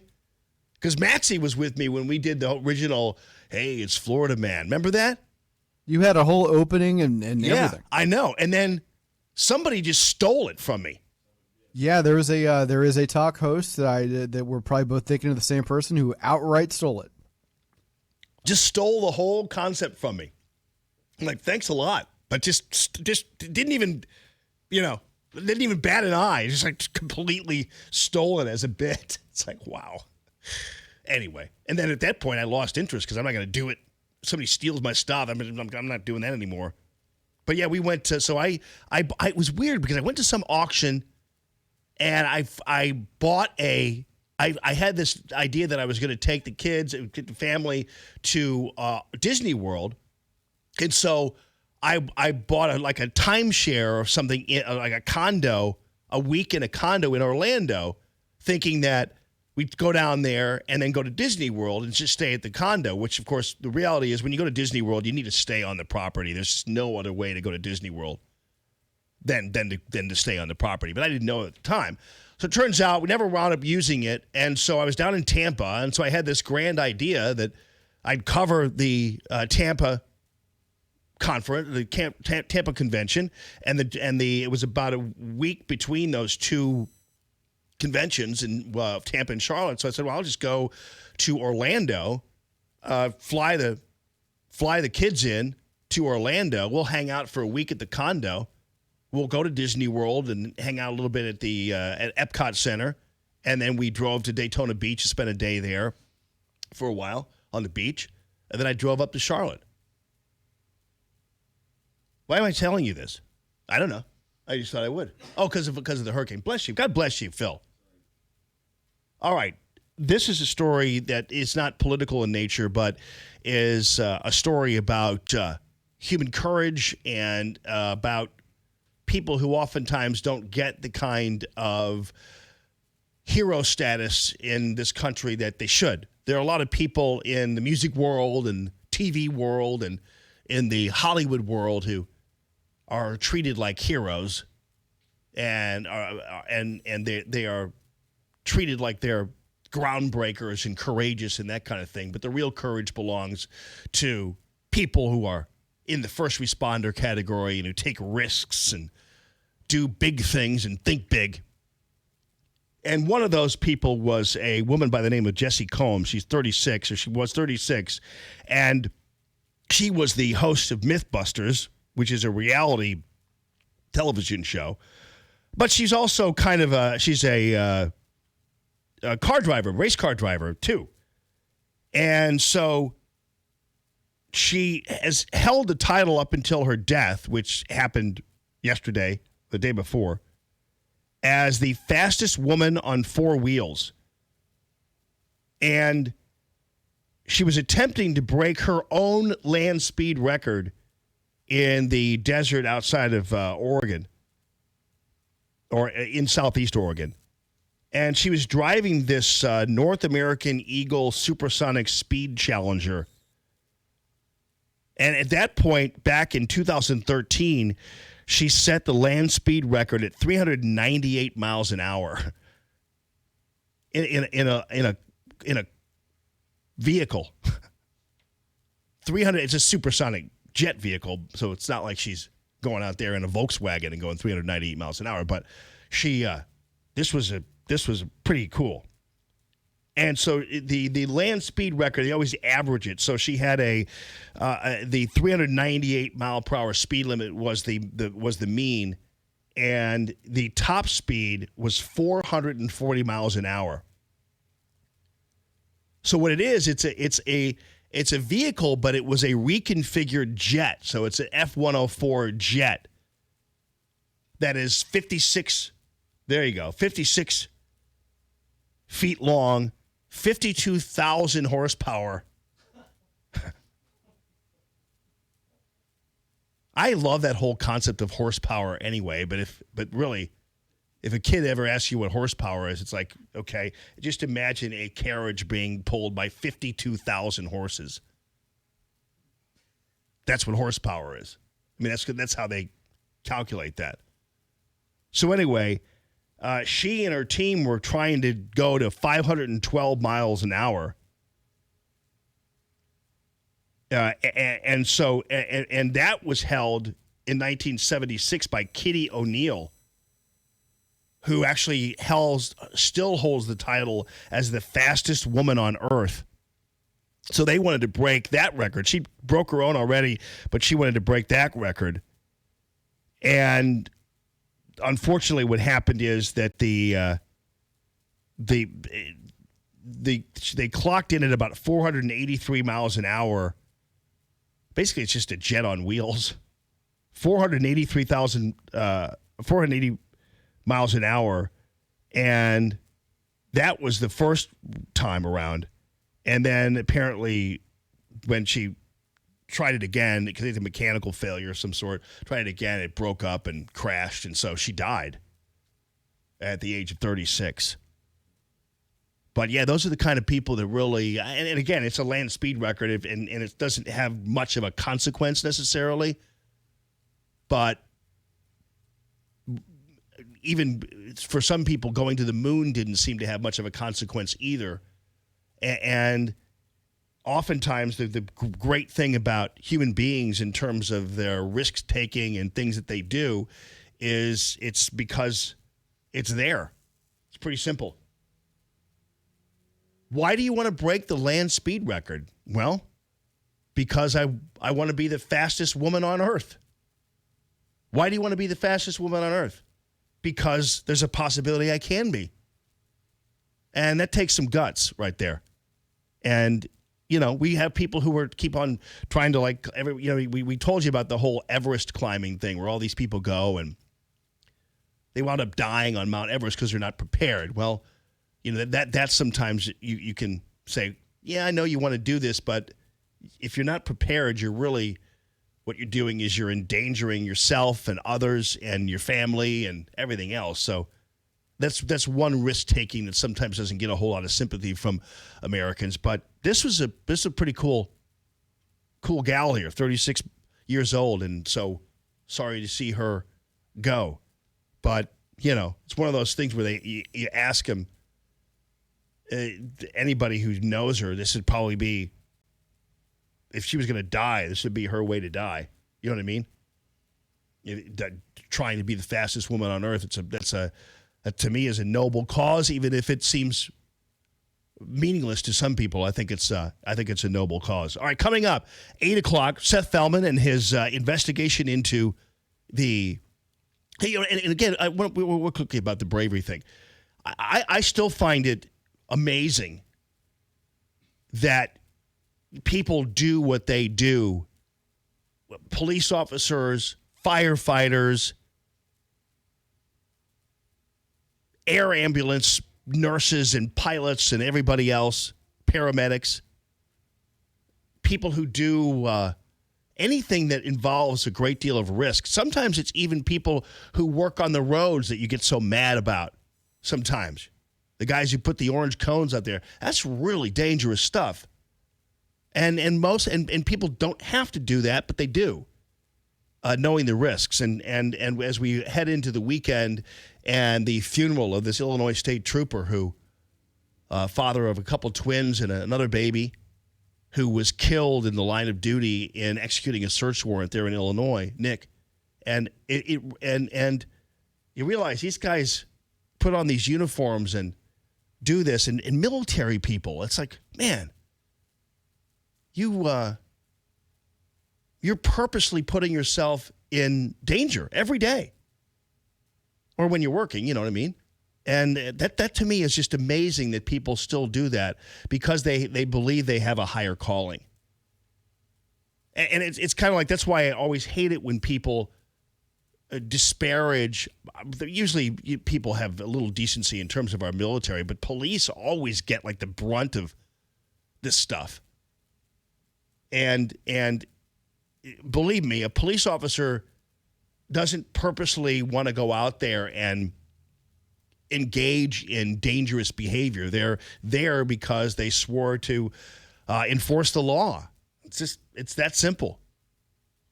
And I believe me, I think there are a lot of police officers out there, if you asked them if they had a choice to do something else, they'd still want to be police officers because it's what they were called to do. Pretty amazing as far as I'm concerned. All right, coming up, Seth Feldman's going to be digging into the library board. And the biggest news about the St. Louis County Library Board that I found is that there's a St. Louis County Library Board, which really is this is one of those things. It's so ridiculous. I mean, and it's not that I'm against libraries, but this thing, they spend $6 million on land that's assessed at $2 million, didn't bother to get an assessment of the land, didn't price it, and just paid whoever wanted the money, just paid them whatever they wanted. And that's our money, by the way. It's not anybody else's money. It's tax money. And so he dug into that a little bit, and we're going to cover that. Also, we're going to talk a lot about what's been going on with MSNBC and the fallout from that little piece of hackery from Lawrence O'Donnell. And then Ocasio-Cortez is at it again. And she's talking. First, we have Bernie Sanders lauding China for how well it takes care of its people. Now you have Ocasio-Cortez saying, "I want to have one less child because of climate change." So, that's not unlike China saying you can only have one child and their rule there. So, we're going to follow up on that as well. Plus, your phone calls 844-855-1380. The call Temi.com real estate listener line. More Allman in the Morning coming up on 1380 and 105.3. The Answer. Stuck in traffic? We've got the answer on 1380 and 105.3. The Answer. An accident causing problems now on 70 westbound. Your stop and go from the Poplar Street Bridge to before Grand Avenue. That crash is on the left shoulder, but it's causing a big delay. We can see it from the jam cam at McKinley. And 44 eastbound, still pretty heavy between Bowles and 270 into that long-term construction. 270 northbound, Tesson Ferry to Manchester's backed up. 6440 eastbound. Boone's Crossing to Timberlake Manor. Clayton Warson to Big Bend. Westbound, it's Hampton to Laclede Station Road. And 70 eastbound's jam, Lake St. Louis Boulevard to 79. That's traffic. I'm Bonnie Green. On 1380 and 105.3 The Answer, online at theanswerstl.com. Yes, you talk about thinking big, right? Rick Pogue is a big thinker. And he has now, in the grand opening thing, I'm talking about Rick like he's just the only guy there at Arrowhead, but it's a full team of people, a full team of big thinkers. But Rick is one of the lead thinkers over there. And came up with this wild idea to build the most gigantic showroom on the planet. I actually wonder, I should ask Rick whether or not that sets some record as the biggest home remodeling showroom in the country, because it's 7,000 square feet and it's got a home built inside of it. It's got to be. I don't think they modeled it after anything. And I remember it being built. I remember they were pouring the foundation slab for it. It's like, wow, amazing. And now it's a big reality now. We're going to have the grand opening pretty soon here, and it's really pretty cool. It's the Arrowhead Building Supply 7,000 square foot showroom with a home inside where you can see all of the beauty of the outside elegance lines of home improvement products. You could see what the copper guttering looks like on a home, the cedar shake, anything. And it has an inside too. So it has a kitchen in it. And you can see kitchen cabinets that Rob Very from 4 Kitchen and Baths is using, or whatever. You can just see everything in kind of real life. And then you're going to see what it looks like on your home, because here's another big thought on the part of Rick, the cube. You plug in a picture of your home, and you see what the siding looks like absolutely on your home, for instance. What it's going to look like on your home. Before you sign on the dotted line, you can see what it's going to look like. So it's all about convenience, and it's all about making things really highly entertaining and also a huge value to you at arrowheadbuildingsupply.com. That's arrowheadbuildingsupply.com. KXFN, St. Louis, K287BY, St. Louis. I've been trying to lose weight for 12 years now, but nothing ever works long term. Low carb, low fat, keto, fasting. I need help. Hello, this is Dr. Jim Hankinson of Back to Wellness Chiropractic. I am the leading doctor when it comes to weight loss management in St. Louis. We offer a proven program that will help you lose weight and make healthy lifestyle changes. To learn more, go to stlbackdoc.com. That's stlbackdoc.com. And don't forget to listen to my weekly wellness show every Saturday morning at 11 a.m. right here on The Answer. No one wants to wake up to the news that they're the victim of identity theft or that malware is compromising their smartphone. That's why LifeLock with Norton now includes protection for your identity and devices. Join at LifeLock.com and use promo code RISK to get 10% off your first year. Hey, home buyer, this is Tammy with Tammy Mitchell Hines & Company Real Estate. Let's face it, life is busy. Who has hours to sift through homes on the internet? Leave that to us. We are your personal real estate experts. We can let you know as soon as a house hits the market that would be perfect for you. I've been selling houses for over 23 years, and helping buyers find the perfect home is so exciting. Let us help you move today. Go to calltammy.com. That's calltammy.com. There's a place for you at St. Matthew in Belleville. 9 a.m. is our blended service with a 70-voice sanctuary choir and orchestra. Our contemporary service is at 11 a.m. led by our praise band. Make St. Matt's a great start to your week. I'm Scott Ferguson, Director of Outreach, and I can't wait to see you Sunday. For more information, visit us at stmatthewumc.org.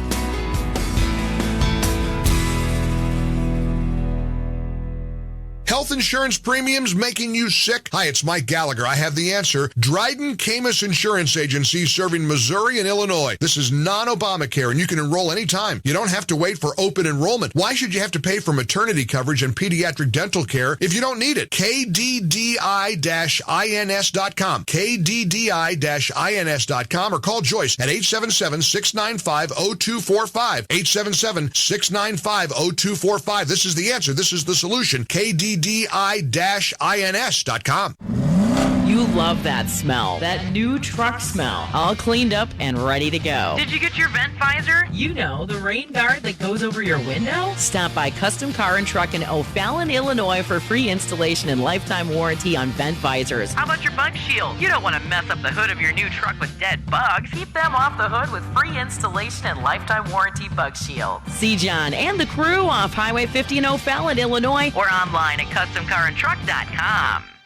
Allman here for a longtime Common Sense Radio supporter, Matthew Mitchell, the Matthew Mitchell Allstate Agency, 855-QUOTE-ME. Low premiums and low deductibles on your home, auto, and life, and I have all three of those policies with my good friend Matthew. Also, he's got some great deals for the young driver. You know how expensive it can be to insure them. He's got low premiums and low deductibles, even for your young drivers. 855-QUOTE-ME, 855-QUOTE-ME.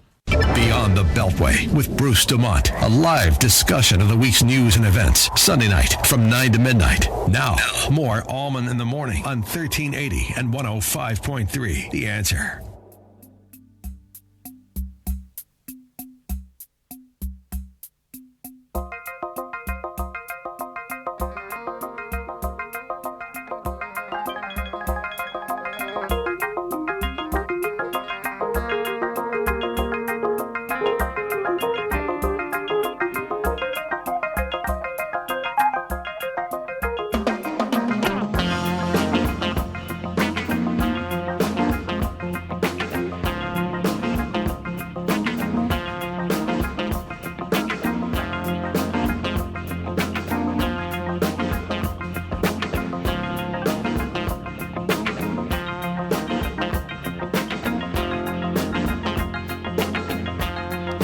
All right, so from heroic pursuits that I just told you about, including the land speed record, to not so heroic pursuits and actually fake heroism. And that's coming from the climate change teen Greta Thunberg. She's the Swedish climate change teen.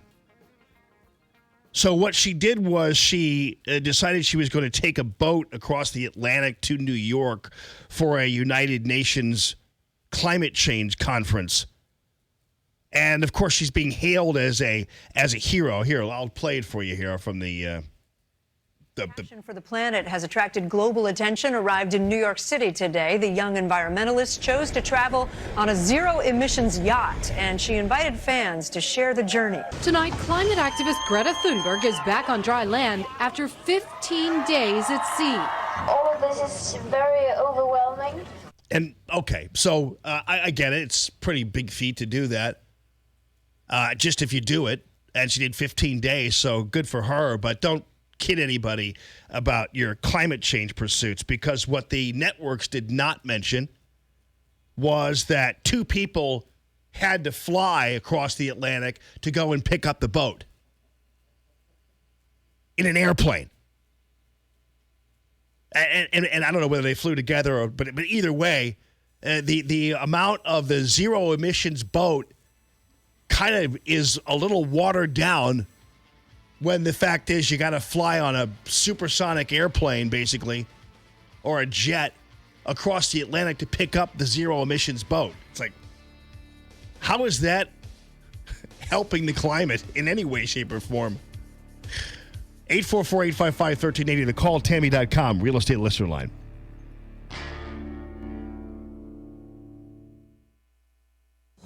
News this hour from townhall.com. I'm Rich Thomason. Taking aim at Florida, Hurricane Dorian continues to strengthen. It could grow into a Category 2 hurricane by later today, possibly a Cat 3 tomorrow. Floridians have been busy stockpiling supplies. Wine, lots of water, sandwich meats. Yeah, I'm not scared. It's South Florida. We see hurricanes all the time. She spoke with WSVN TV. President Trump says it's not a storm to be ignored. He says Dorian could be one of the biggest by the time it hits the southeast coast over the weekend. In a morning tweet, the president urges people in the projected path of the storm to be prepared and please follow state and federal instructions. After doing limited damage in Puerto Rico and the Virgin Islands, Dorian is picking up strength. The president says it will be a very big hurricane, which could hit Florida by late Sunday night. White House correspondent Greg Clugston. Stop vaping now. That plea from Milwaukee's health department comes as Wisconsin authorities report more than a dozen cases of a lung ailment thought to be linked to e-cigarettes. Cases have been reported in some other parts of the country as well.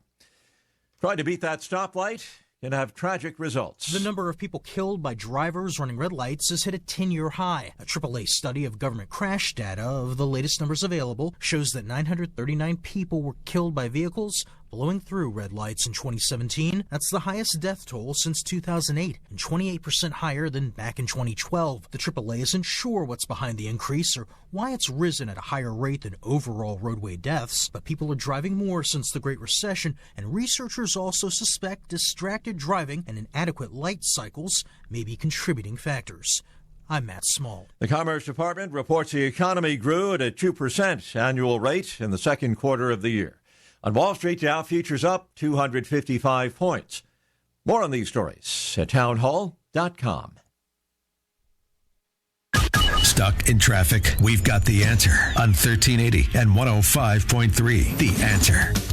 One accident causing really big problems right now. 70 westbound. You have a crash on the left shoulder before Grand Avenue, and that's now backing traffic up from the Poplar Street Bridge. We can see the accident from the jam cam at McKinley. And 44 eastbound solid now. 141 to 270 into that roadwork zone there. 270 northbound Gravois to Manchester still backed up. Westbound Bellefontaine West Florissant. 44 westbound Jefferson to Vandeventer. You'll see delays. 6440 eastbound Boone's Crossing to Timberlake Manor, Clayton Warson to Big Bend, westbound heavy at Kings Highway. That's traffic. I'm Bonnie Green. On 1380 and 105.3 The Answer, online at theanswerstl.com. 1380 The Answer. Weather. Mostly sunny skies today with a high of 88. As we head into tonight, expect a calm and clear evening. Low 70, humid. As we move into Friday, intervals of clouds and sunshine. Expect some rain in the afternoon, a shower or thunderstorm in spots. High 85. I'm Maddie Baggett with your St. Louis Metro forecast on 1380 and 105.3 The Answer.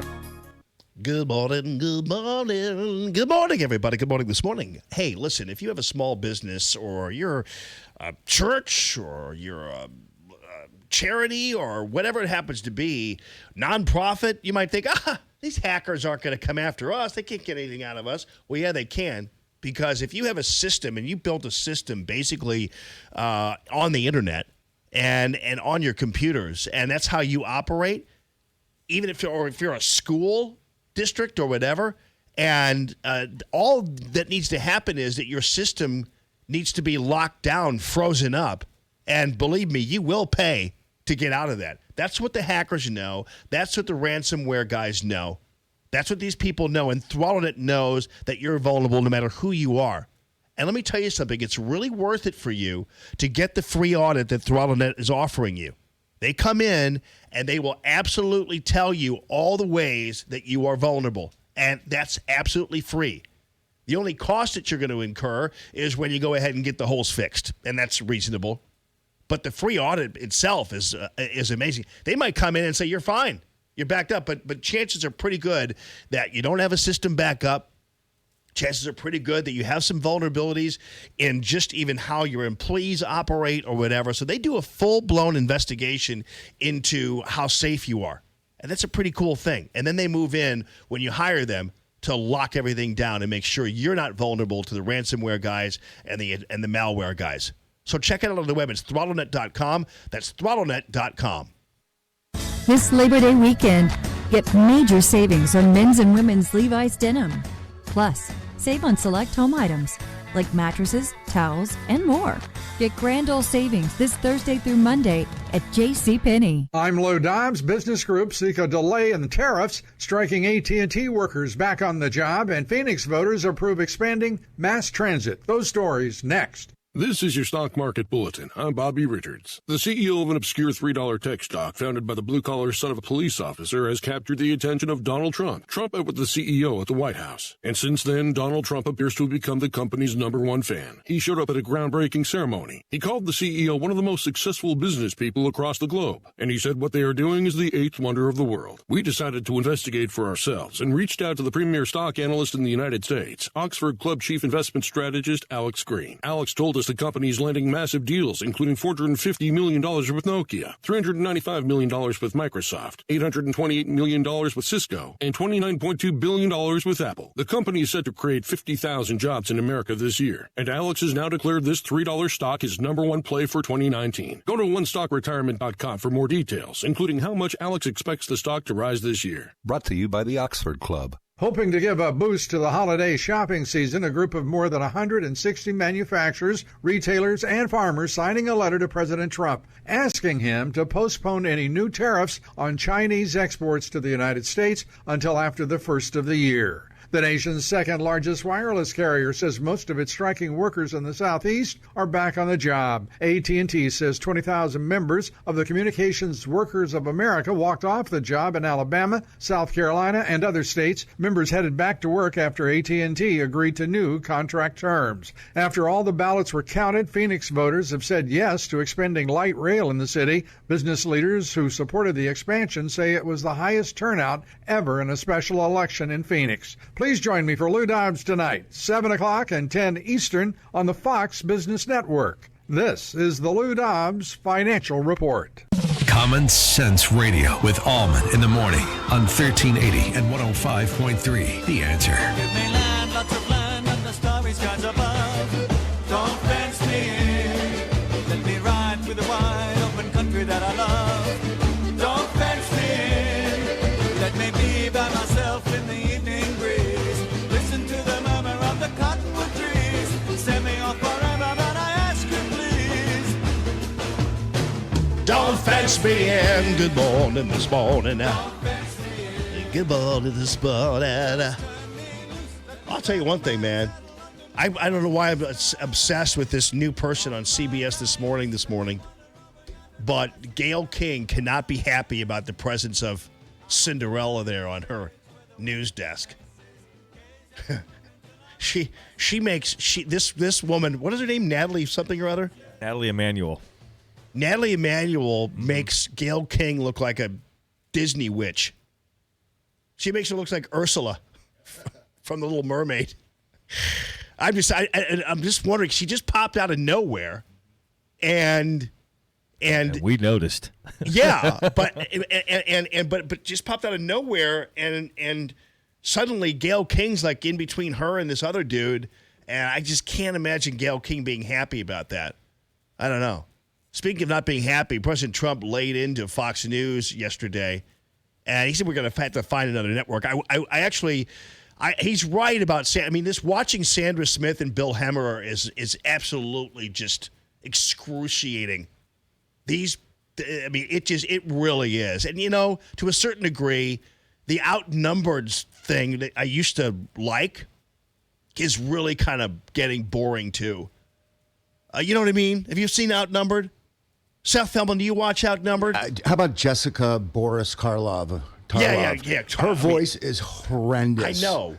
But I mean, these people who are always like, yeah, but on the other hand, but it's like, oh, come on, people. You know what? I get it. You're a news network, but we all know what you are. I mean, we all know your brand. So keep your brand. I mean, it's okay. Don't pretend to be something that you're really not, because then we don't watch you. We don't care to watch you. Watching Neil Cavuto doesn't enlighten me at all. He's constantly naysaying President Trump and everybody else, and he's the yeah but guy. Shepard Smith is insufferable. But watching these people pretend that they're to try to be objective, like try to be like the cool kids. It's like, come on, just do your thing. I don't think Trump should have attacked them in that way, Fox News in general, because he's got a lot of friends on the evening time. Dagan McDowell and Kennedy have some kahunas. Your girl, and I shouldn't say it like that, but Katie Pavlich is an up-and-comer. You see, she's doing the morning stuff. And you pegged that. Yeah, I did. And Katie Pavlich, she's lucky, though, because she was one of the Never Trumpers. She was one of the authors of the Trump Must Be Stopped in the National Review.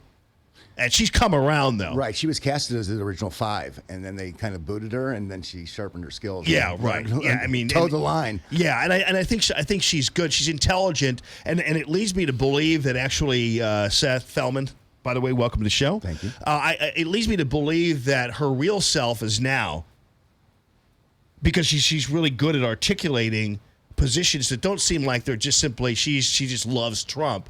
She articulates some pretty good positions that are in defense of President Trump's policies. So it leads me to believe that Katie Pavlich made the mistake of thinking, well, I don't know, if I kiss Glenn Beck's butt, maybe I'll go someplace. Yeah. Or Chris Steyerwald's butt, I'll go someplace. And so I think the real her is her now, as opposed to her then. So I'm giving her the benefit of the doubt. Then there's Shannon Bream, goody two-shoes, but she's a constitutional scholar. Yeah. She knows her stuff. Yeah, and you know, it's funny. Shannon Bream is actually giving Brian Williams a run for his money. Mm-hmm. She's fighting him at that late night hour and giving him a run for his money there. So I like her. Martha McCallum is okay too. Yeah. I think she's a very credible person, and I do like Brett Baer. I think he's all right. I mean, I don't. He's not one of those guys. Teddy Bear. Teddy Bear. Yeah, curly head Teddy Bear. Yeah, but anyway, I digress. So, Seth Melman has is. Yes. I do have a question. Yes. What's the name of your guy, the Rhino Shield guy? Darren. Okay, I did that on purpose because yesterday I made a gaffe and I owe an apology. I said to you with the Tammy Hines, one of our advertisers, and wasn't being disrespectful or insinuating anything. I said, your girl. Okay, you see how I did that with your guy? Real estate girl, yeah. Right. You said that. So I apologized to her and I extended. I'm not walking this back or backtracking, but that was disrespectful. She's a great sponsor of the show. She does some amazing stuff. Selling a home every 30 hours is like off the charts. Yeah. So I'd like to extend an apology. And I wasn't trying to. Well, you scolded me and get back up into you. It's Tammy Mitchell Hines, by the way. Tammy Mitchell Hines. You know, you just simply discarded her the middle part of her name.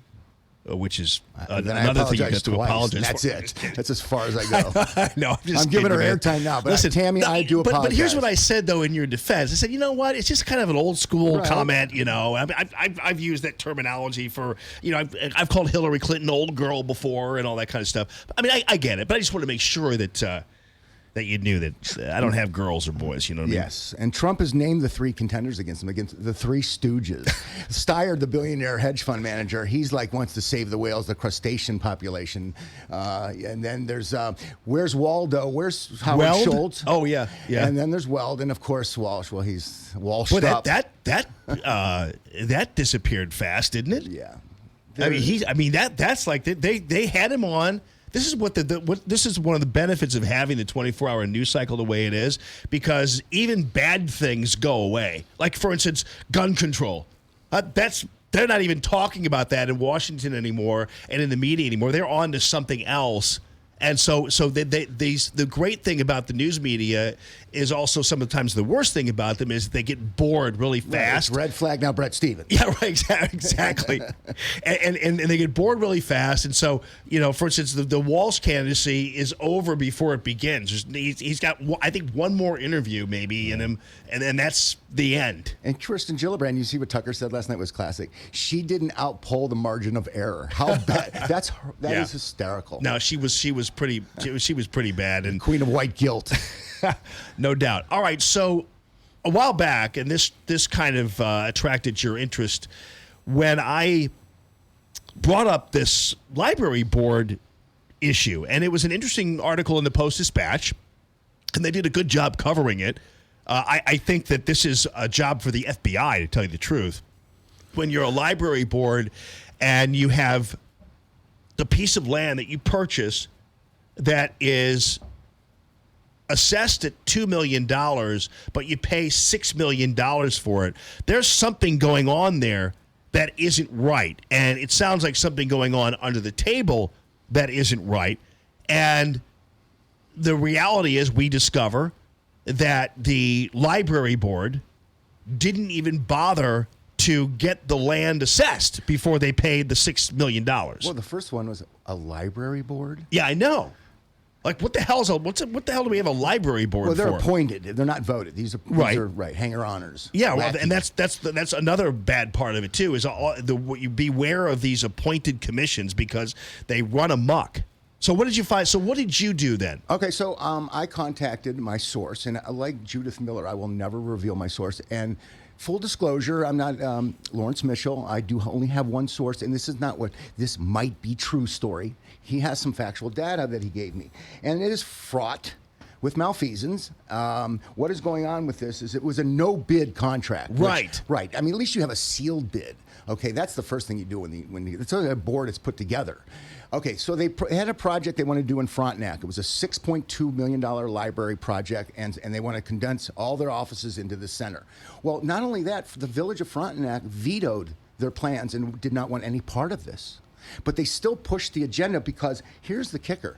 This is an appendage of Stanger's Web of Deceit. Oh. Uh-huh.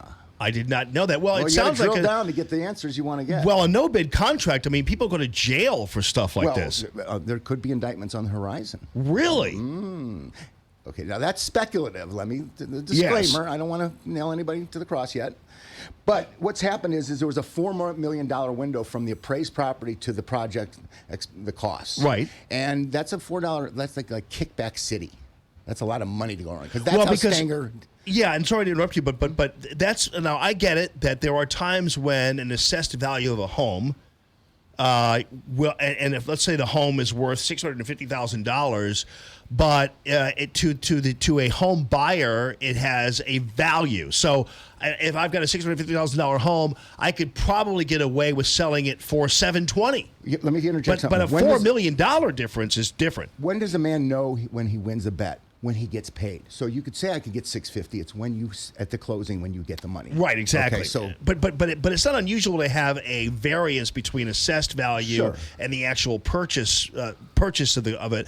But a $4 million separation. Oh yeah, is a red flag. That's a lot of KBs. It can't be that valuable to the library board for them to pay $6 million for a $2 million lot. Well, these are all Stanger people, and also the appraisals were fudged. Okay. Oh, yes. Oh, okay. So what do you mean? They try to tighten up the numbers to the project cost to the land values. And so, but this guy, Freedom of Information Act, and he shed light on this and saw the window was quite wider than they proposed to the board. Right. The library board. Here's the other thing. I'm going to their next meeting. There's 27 libraries in this town. They never disclose where the meeting is. They play the shell game, and they just meet at a different place. Oh, really? So now I have to find out which one it'll be, and I will. So is there no posting of a library board meeting? It says when and time. It doesn't say where. Really? Yeah. Well, that clearly also is in violation of the open records law. You have to post a meeting notice, right? Wild horses can't keep me from this meeting. Oh yeah, I will find it. Yeah, I mean, to me, that's a really valid thing. Now, when you say the appraisals were fudged, so you're saying that the reporter at the Post, what's his name? Who did this? Oh, okay. Yeah. He's been threatened, by the way. Oh, he has? Yes, he has. He got some calls. Like, he wouldn't come on the air with me. Oh, really? Yeah, let's leave him out of this. Okay. Well, I mean, you got a problem, board? Come to me, Seth Feldman, Right. Feldman and Allman. I mean, like threatened physically, or he didn't say in what capacity, but he was very tight-lipped. I had to pry stuff out of him. He didn't want any part of this, and I respect that. Wow. So the library board, what? They have some kind of henchman? Yeah, they have a law enforcement. They have a library board enforcement agency. Who knows? Yeah. Right. Library board, open the door. No.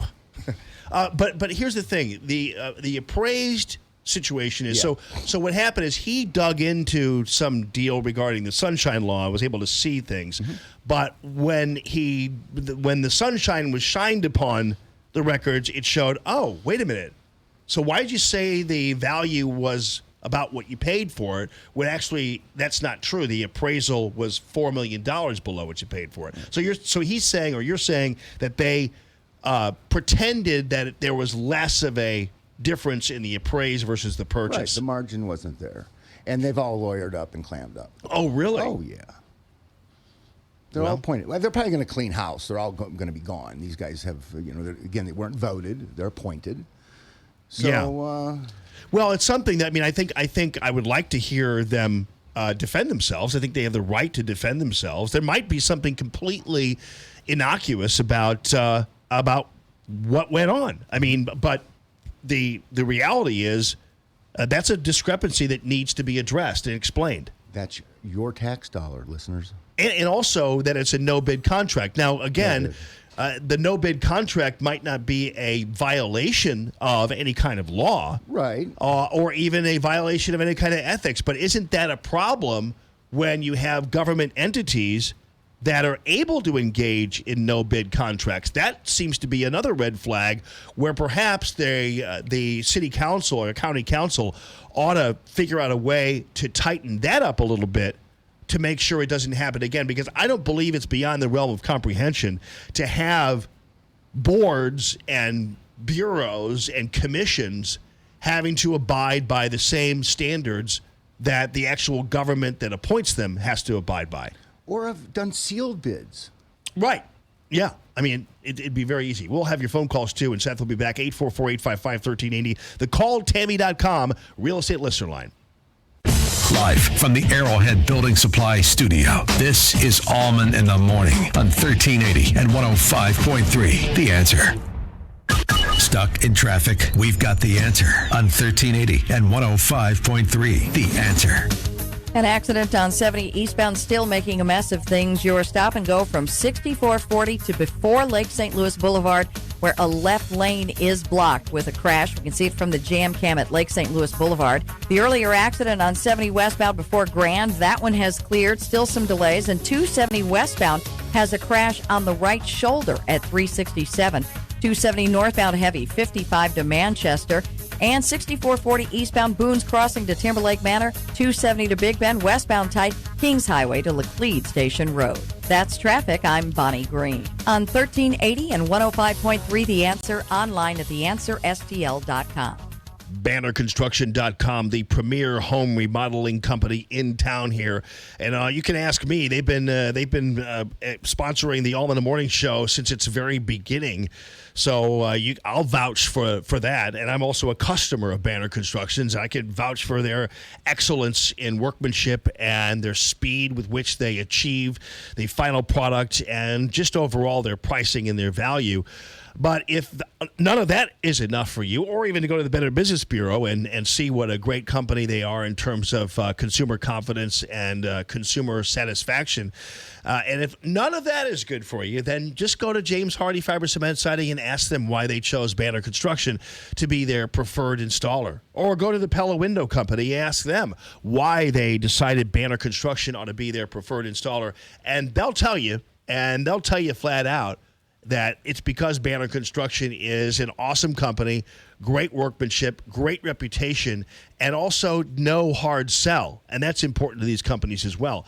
BannerConstruction.com. Take advantage of the summer renovation pricing going on right now, still, even before Labor Day. And there might be a little bit of an after Labor Day as long as you mention my name. BannerConstruction.com, 314-569-1050. This Labor Day weekend, get major savings on men's and women's Levi's denim. Plus, save on select home items like mattresses, towels, and more. Get grand old savings this Thursday through Monday at JCPenney. This is Owen Strand for townhall.com. Those who call for personal change, like Christian ministers, are now being told they need to change. In California, the state Senate continues to push a resolution that condemns religious leaders and counselors who teach the historic positions of their respective faiths. Such teaching, we're told, is harmful toward those drawn to alternative lifestyles, including those different views on sex and gender. But the call to personal transformation is found at the very root of Christian theology, and Christianity is not alone in promoting the idea that people are flawed and in need of personal transformation. America has long recognized the value of such perspectives, but today First Amendment protected religious liberty is under fire. Ironically, those who encourage others to change spiritually are now being told they need to change. People are free to disagree with the message of the minister. They ought not to silence that minister. I'm Owen Strand. ADF, fighting for those whose religious freedom is being violated. Click on the banner at townhallreview.com. Summertime in St. Louis. If you hate to paint, do what your neighbor Mr. Rob Miller from Harvesttown Auto Body in St. Peters did. He called Rhino Shield. Rob, what was the thought process for going with Rhino Shield as a business owner? My family's business is over 10,000 square feet, and it did not have the curb appeal I wanted. Rob, tell everyone how the experience was with Rhino Shield from start to finish. The process that I liked was when you came out, you gave me all of these options that would fit my building. Our building was really faded. I don't want to have to paint my building again. 25 years is a long time to not have to worry about the outside maintenance of your building as far as paint. That's a no-brainer. That's why Rhino Shield worked for me. Are your neighbors jealous? I would be if I was them. Thanks, Rob. Now it's time to call 877-25-RHINO. 877-25-RHINO or 877-25rhino.com. Genius. No paint, don't Rhino. Go Rhino Shield. Never paint your house again. Rhino Shield. Hi, this is Jess with Razorback Armory in Des Peres. I would like to take a moment to thank all of our Answer listeners for their continued patronage and support over the last 4 years. I know there are many choices out there for you to spend your hard-earned dollars. I definitely appreciate you choosing to shop local with Razorback Armory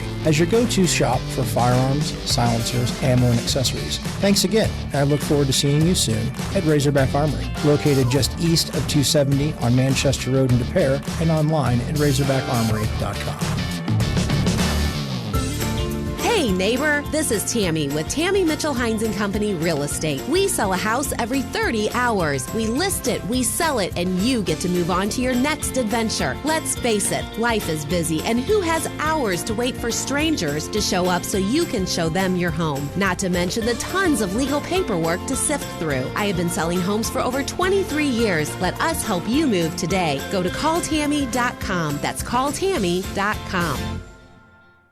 Hey, don't just listen to Allman in the Morning. See the show at theanswerstl.com. Now, more Allman in the Morning on 1380 and 105.3. The Answer.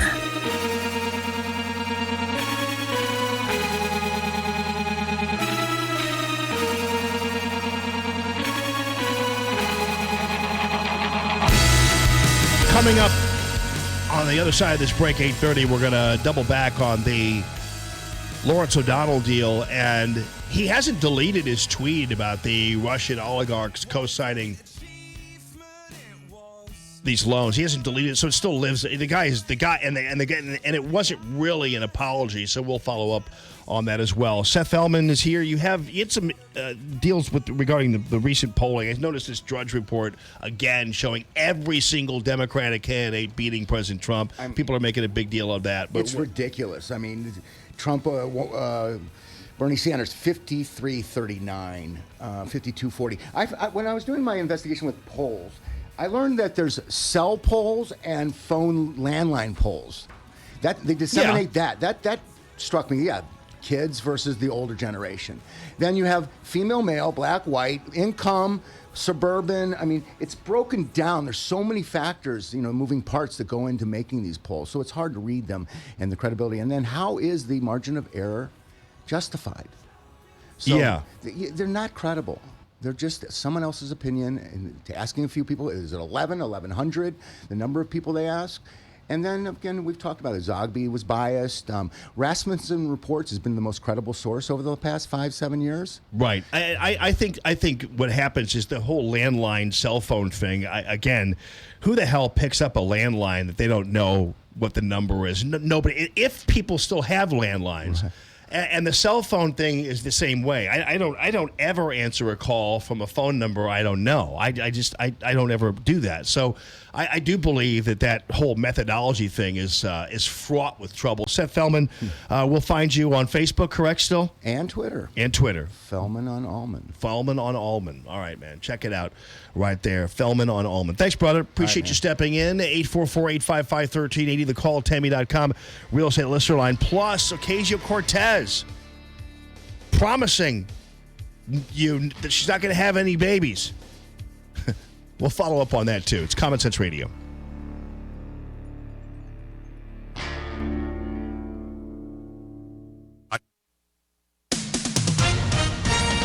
With SRN News, I'm Rich Thomason in Washington. Taking aim at Florida, Hurricane Dorian continues to build strength. It could grow into a Category 2 hurricane by later today, and a Category 3 tomorrow. President Trump says it is not a storm to be trifled with. He says Dorian could be one of the biggest by the time it hits the southeast coast in the coming weekend. Stop vaping now. That plea from Milwaukee's health department comes as authorities in Wisconsin report more than a dozen cases of a lung ailment thought to be linked to e-cigarettes. Cases have been reported in other parts of the country as well. The Commerce Department reports the economy grew at a 2% annual rate in the second quarter, down from 3.1% January through March. On Wall Street this morning, stocks have opened sharply higher, with the Dow, NASDAQ, and the S&P all trading higher. This is SRN News.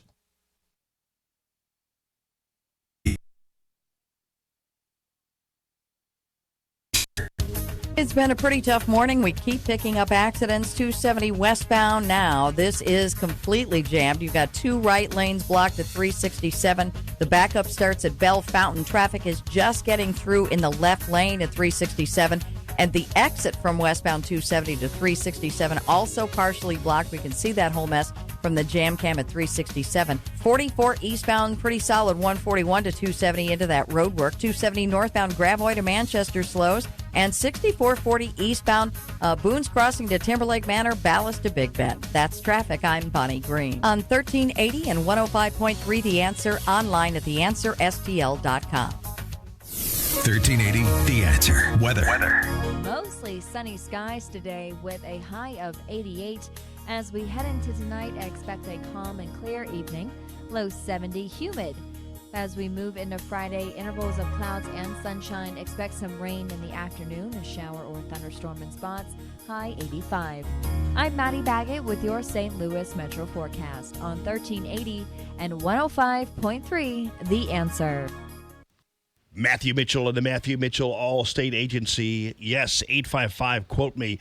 And when it comes to what is truly going on with your insurance policy, folks, I guarantee you, if you don't have Matthew Mitchell and the Matthew Mitchell All-State Agency, I guarantee you're paying too much for your home and your auto. And maybe even your life insurance, because I have all three with Matthew. The home and auto is where he's really going to be able to save you a ton of money. John, a avid show listener, also saved $5,000 a year on his auto insurance. And so you're going to get low premiums and low deductibles all at the same time from the Matthew Mitchell All-State Agency. And you're also going to have claims that are paid. I know, insurance companies really, this is a great racket, because if you're an insurance company and you just keep on taking in premiums and never paying anything out, builds up your coffers pretty fast. But when it comes to the Allstate agency, they are more than happy to pay you. They want to be your insurance agency. Obviously, you're going to have to go through the process. We get all that. But the fact of the matter is the low premiums and low deductibles is a testament to that, and that's why they do it. And that's why they're the largest publicly traded insurance company in the world. Check it out. Matthew Mitchell and the Matthew Mitchell Allstate Agency, 855-QUOTE-ME. That's 855-QUOTE-ME. No one wants to wake up to the news that they're the victim of identity theft or that malware is compromising their smartphone. That's why LifeLock with Norton now includes protection for your identity and devices. Join at LifeLock.com and use promo code RISK to get 10% off your first year. Dennis Prager is tired of the media coverage of the president. There's always another example of the president being divisive. The president basically said, why would a Jew vote Democrat? How could this be? Jews, I want you to be more faithful to your people and to the Jewish state. That is now white nationalist advocacy. The Dennis Prager Show. Weekday mornings at 11 on 1380 and 105.3. The Answer. News, opinion, insight. Listen to Allman in the Morning with Alexa. Wake up and say, Alexa, play The Answer St. Louis. Now, back to Allman in the Morning on 1380 and 105.3. The Answer.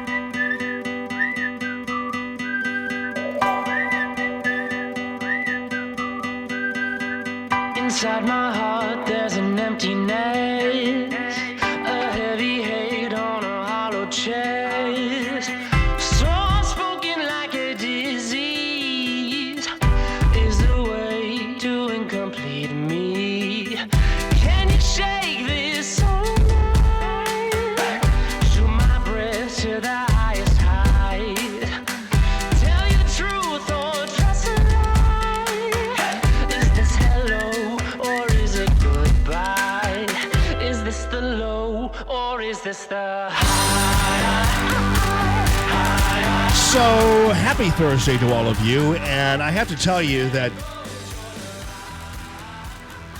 I will tell you how impressive the St. Louis black community is, and how much better they are than the politicians who claim to represent them.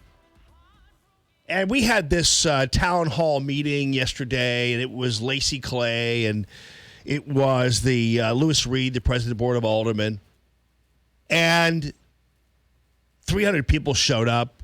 That's not a lot of people. And the reason why a lot of people didn't show up, although 300 is formidable, I understand that, but the reason why a lot of people didn't show up is because they knew they were going to hear this same old crap. And the same old crap came out of Lacey Clay's mouth that this is all Republicans' fault. And, of course, at this time, as the black community is so traumatized by the deaths of children, that was a bridge too far for them, I think, to listen to this same old stuff from Lacey Clay, who just kind of parachutes in when it's convenient for him. And Lacey Clay may be a good guy and may have done some things for the black community, but this is a disservice to the black community to go out there and decide you're going to blame the Republicans and lack of background checks for the carnage that's going on right under your nose. Shame on you, you know? I hate to kind of use the left. Same. Where's that guy when you need him? You know, where he always kind of follows around people's cars, and it's the same guy all the time. Shame on you. Same. That guy. But truly, though, if you're Lacey Clay, you know better than that. Than to swoop in, parachute in here, and decide you're going to blame Republicans for lack of a passage of background checks when you have a community traumatized by violence. You know better. Lewis Reed came out with the whole, we need body cameras for police officers. It's like, you know better, dude. You know better. And the Missouri Black Caucus down in Jefferson City. Yeah, you ought to have a special session on gun violence, Mike Parson, white Republican. He's like, no. Meanie, Mike Parson's killing people. It's like, you guys know better than that. You know what's going on. And so, more power to the black community that is, and this is, I believe, James Clark, who is a pastor in the black community there in North St. Louis and North County. I think it's James Clark, who's a really good guy, by the way. And this was a neighborhood visual, remembering that poor 8-year-old or 7-year-old, I believe, who was murdered. And the black community is the one that really, they know better than the politicians that claim to represent them. They know that the problem isn't a background check thing, or they know that President Trump isn't to blame. They know that Governor Parson isn't causing more violence. They know this. And here is a statement. I believe this is, I'm trying to recognize the video. I believe it's Pastor Clark. I'm pretty sure it is. I've interviewed him before on the TV, and I'm fairly certain it is. But listen to these guys. I'll play it off the laptop here, buddy.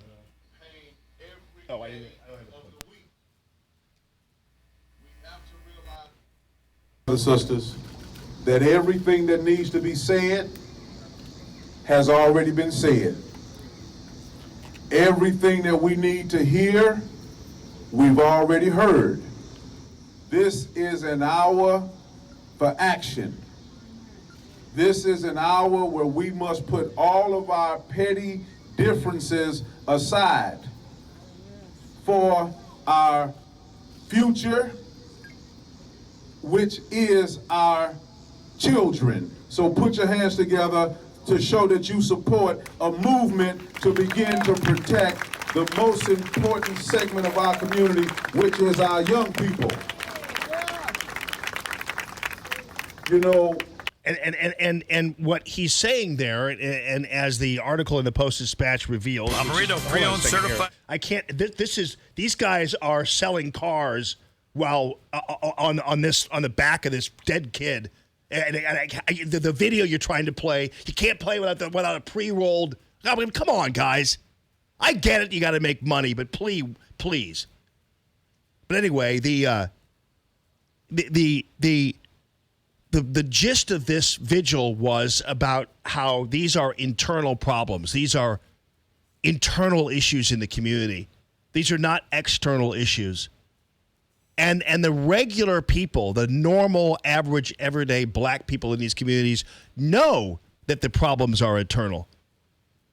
Now, I'm not going to do the usual white conservative radio host thing and scold the black community for a lack of fathers and all that kind of stuff. That's not me to judge. There are a lack of fathers in the white community too. But they know better about what's wrong in their community.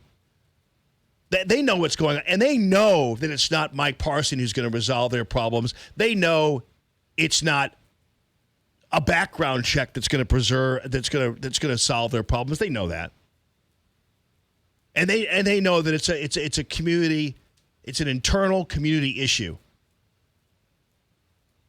and they know you're not responsible for the deaths of these black kids in North St. Louis. This vigil pointed out there were 20 of them in 2019, 20 kids killed.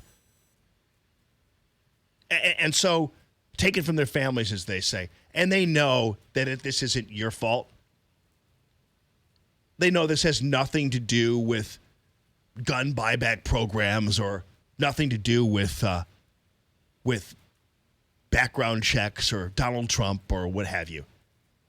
And so it's a true, I look on it with sadness when I see the town hall meetings and I see these politicians like Lacey Clay. It's like, come on, dude. You can't even muster some kind of real life discussion about internal problems in the black community that's causing all this. Now, I will tell you that externally, there are some things that can be done that would resolve some of the pathologies around these murders. And I know that America can't buy its way out of violence, but there's something to be said for strong schools, strong neighborhoods, strong law enforcement, and a strong economy. And I believe that the external issues regarding law enforcement are probably the ones that are most affecting the black community right now. And I explained this yesterday because I told you that prosecutions of gun crimes have not been up to par the way they have been before. I don't know why. I have my theories, but I don't know why. And so we're not sending enough people to prison. We're not punishing people for gun crimes. We're not tacking on the 40 years that armed criminal action should bring, or 25, or I don't know exactly what it is. I think it's 40. You know, we're not punishing criminal behavior. And I explained all this yesterday, so I'm not going to repeat myself. But that's about as external as it gets in terms of changing what's going on there. But internally, Pastor Clark and the rest of the people, they know better. And so it's kind of sad to see a sitting congressman come in and disrespect his own community in that fashion and decide to say, it's the Republicans' fault. It's like not one person in the audience buys it. Or nobody of any intelligence buys it. They know it's not Mitch McConnell's problem, but they keep trying to do it. Casey, I keep on bothering Casey. It's like, you're the one who has this line into Lacey Clay you always claim you do. And let me see if he got back to me. No, he didn't. I'm trying. I hit him with it again today. It's like, okay, Mark, well, that's fine. I mean, I should be able to reach out to him too. But this Steve Englehart character, who's his press guy, his communications guy, who's been around for 100 years, told Mark that they're scared of me. It's like, what the hell? I've done nothing but the only time I've ever actually done anything with Lacey Clay was back in the day when I did an investigative report and I actually wound up praising him, not attacking him.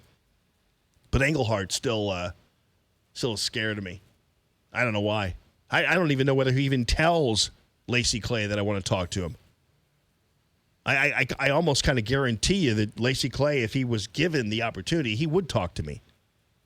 But I don't know what the situation is there. But anyway, I'm glad the Post-Dispatch, in spite of this video game playing that they're doing, I'm glad that they at least cover that aspect of it, because that remains an important part of resolving any internal issue. Brother Bob has said as much. 844-855-1380 to call. Tammy.com real estate listener line. In the meantime, let's go national, shall we? And Ocasio-Cortez. And she's come out with a real gem. So she wanted to talk Tuesday night about climate change. And this is what she had to say. She took a vacation and she was asked a question on one of her little live chats. She said, how can we save the climate? I'm trying to have a nice life. And here's what she had to say. Oh, hang on. Got to get through an ad here. I don't blame these guys for doing this. Is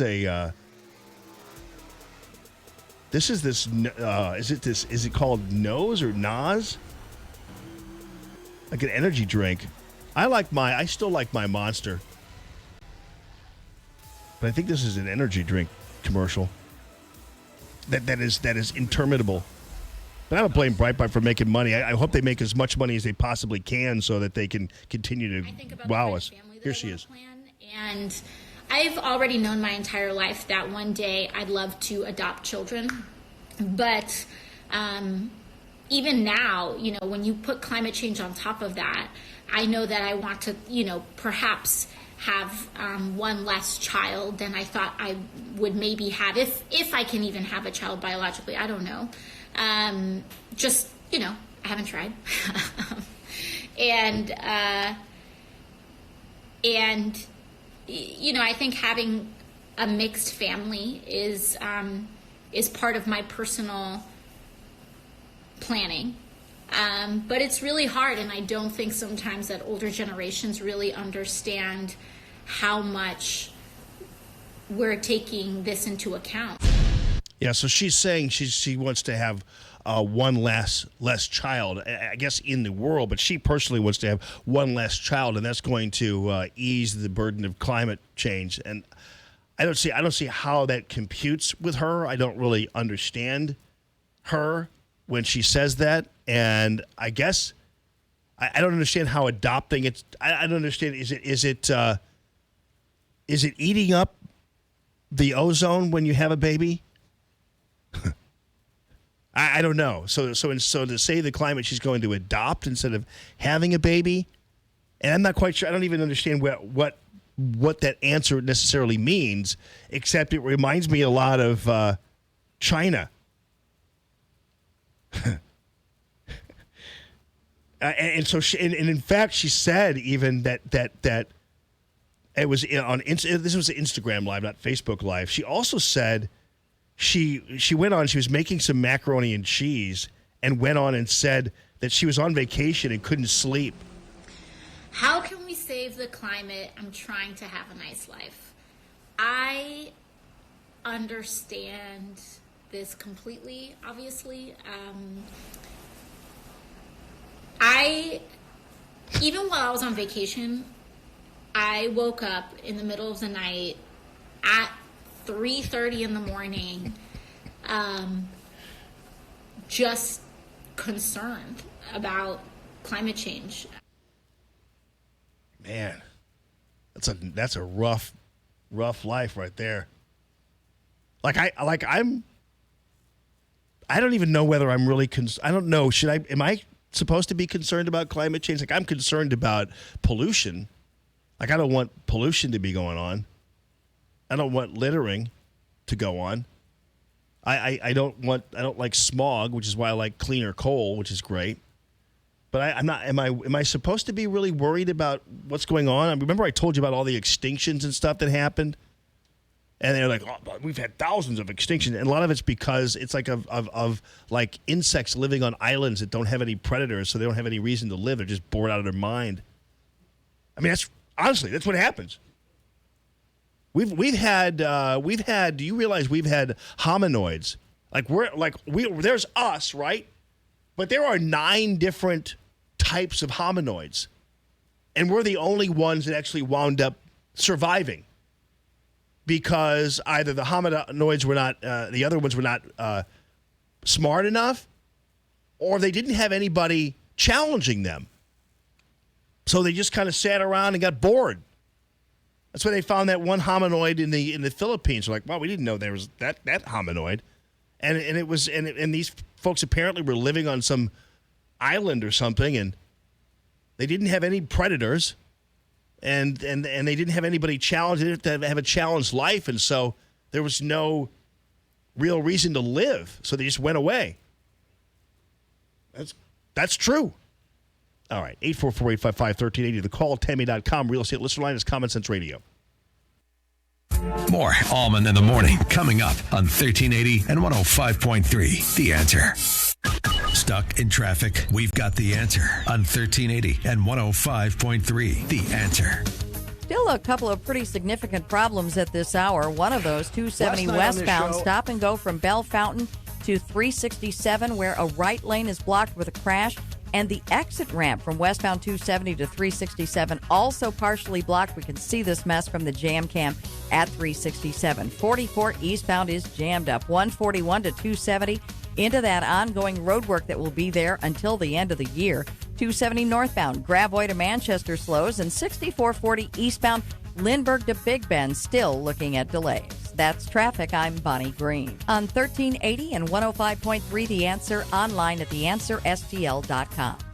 I'm Gia Valenti, and I personally invite you to tune into my show, Moxie Minutes with Gia, Saturday mornings at 10 to learn about all things parenting. Moxie Minutes with Gia is the closest you'll get to that manual that doesn't come with your kids. Parenting experts will join me to discuss sleep habits, homework, mental health, and so much more. Submit your questions on Facebook at the Learn with Moxie Facebook page and tune in to Moxie Minutes with Gia every Saturday morning at 10. Brought to you by Gold Shield Security, real police officers who are there when you need them. Saturday mornings at 9 are now all about the house. Do you ever wish you could get an hour with a general contractor or building inspector to ask all your home maintenance questions? Well, About the House with Troy Galloway is exactly that. Every Saturday morning at 9, Troy Galloway will spend an hour giving home advice and taking your questions. Submit your questions now on Facebook at the Galloway Building Services Facebook page. And tune in to About the House with Troy Galloway every Saturday morning at 9 on 1380 and 105.3 The Answer.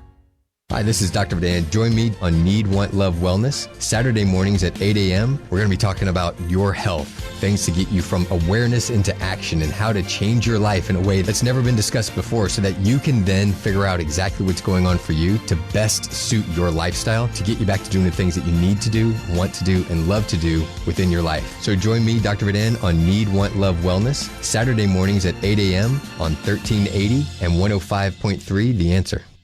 Are you unhappily single? Does your marriage or relationship feel hard? I get a lot of emails from readers who are struggling in their marriage or relationship. Unfortunately, the help an individual or couple needs can rarely be answered in a series of emails. For this reason, I offer relationship coaching for those who are struggling to find love and for couples whose marriage or relationship feels stuck in a negative cycle. Go to SuzanneBanker.com and sign up today for a coaching session with me and learn the tools you need to find love and sustain it. It's so much easier than you think. That's SuzanneBanker.com.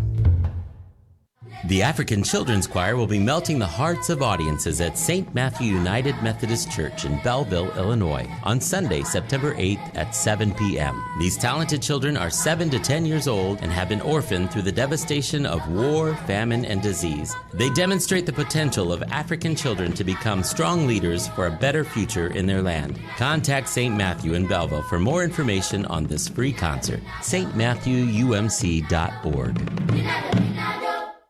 Interested in purchasing a silencer? Stop by and talk to the pros at Razorback Armory, the region's only full-service, silver-level silencer shop dealer. With our state-of-the-art all-digital process, we will be with you every step of the way. For your account setup, fingerprints, photographs, and federal forms. All are done promptly and professionally in-shop while you wait. Stop in and check out our vast selection of silencers and other NFA items at Razorback Armory, located just east of 270 on Manchester Road in Des Peres, and online at RazorbackArmory.com. Arrowhead now offers the full line of roofing and siding products from CertainTeed. Beautify your home with CertainTeed landmark architectural shingles. For an even bolder statement, check out CertainTeed's famous Grand Manor or Presidential Shake or the new Belmont traditional slate look. Get the rustic look of natural cedar siding without the high cost and maintenance of wood with Cedar Impressions polymer shakes. Cedar Board's insulated siding is an energy-saving, foam-back siding with a wood grain texture molded from real cedar boards. Contact us today, arrowheadbuildingsupply.com. Are you ready to sell your house but don't know who to trust with a listing? I'm Tammy Mitchell-Hines, and I sell a house every 30 hours. From staging your house to filling out the paperwork, my team is here to guide you step by step through the process of selling your house and getting the most value from it. Go to calltammy.com and let us do the work for you. If you buy or sell with me, you can use my moving truck for free. Go to calltammy.com. That's calltammy.com. KXFN St. Louis, K287BY St. Louis. This Labor Day weekend, get major savings on men's and women's Levi's denim. Plus, save on select home items like mattresses, towels, and more. Get grand old savings this Thursday through Monday at JCPenney. The Dana Show, this afternoon at 1. Now, more Allman in the morning on 1380 and 105.3. The Answer.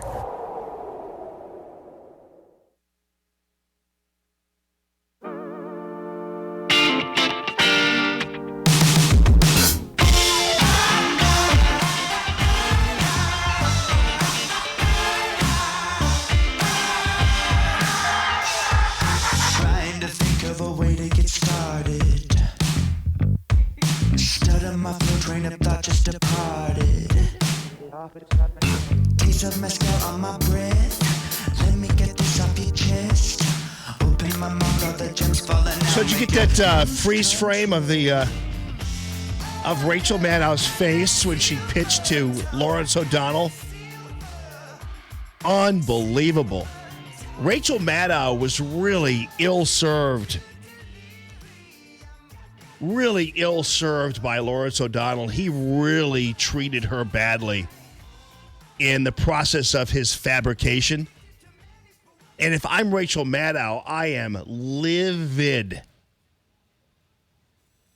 I am super angry about Lawrence O'Donnell. First of all, the night that he made his big lie, he tried to drag her into it. I'll play that for you because I need to play that again just to kind of get the feel again.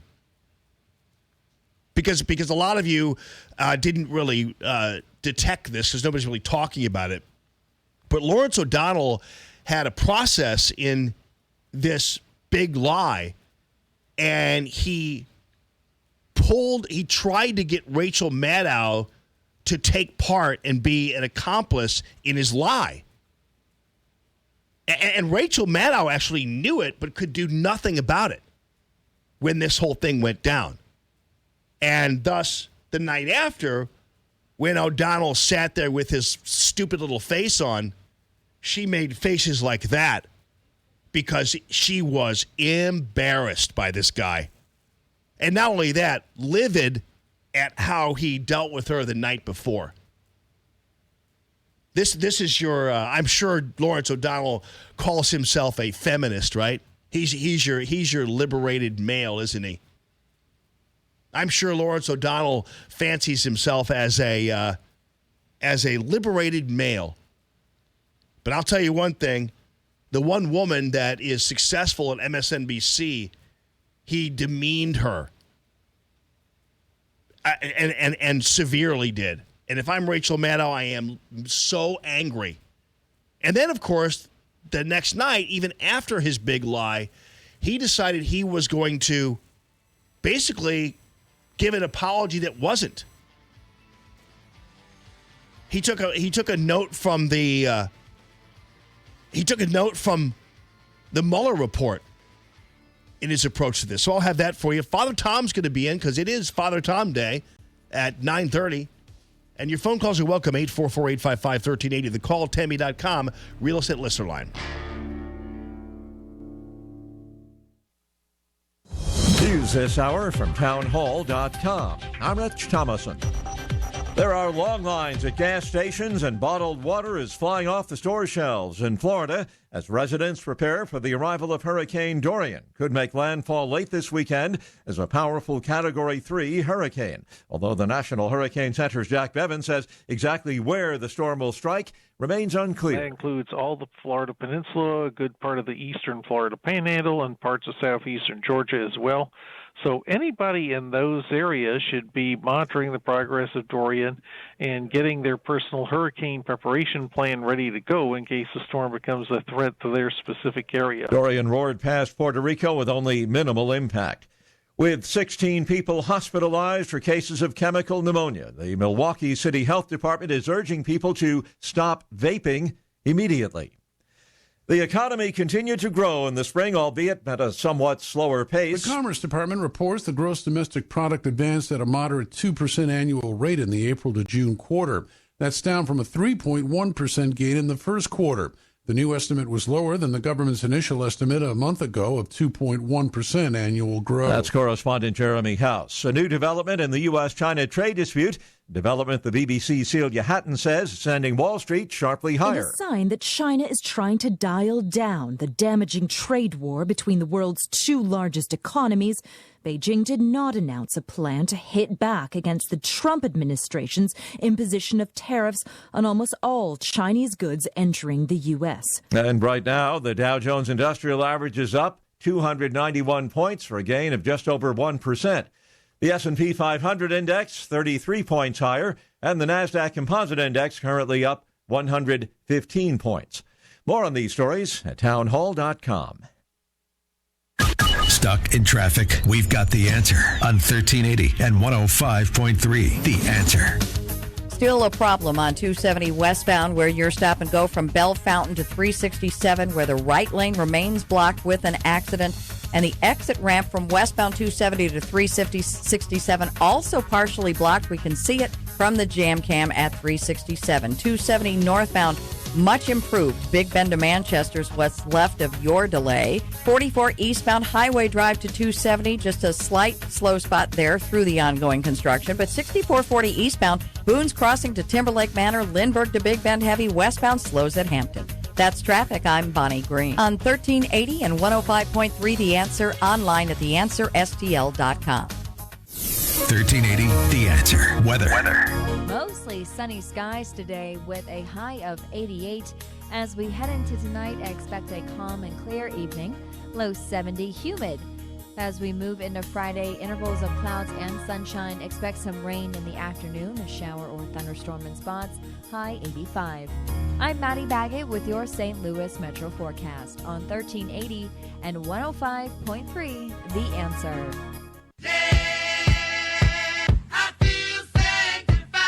Smash Air St. Louis.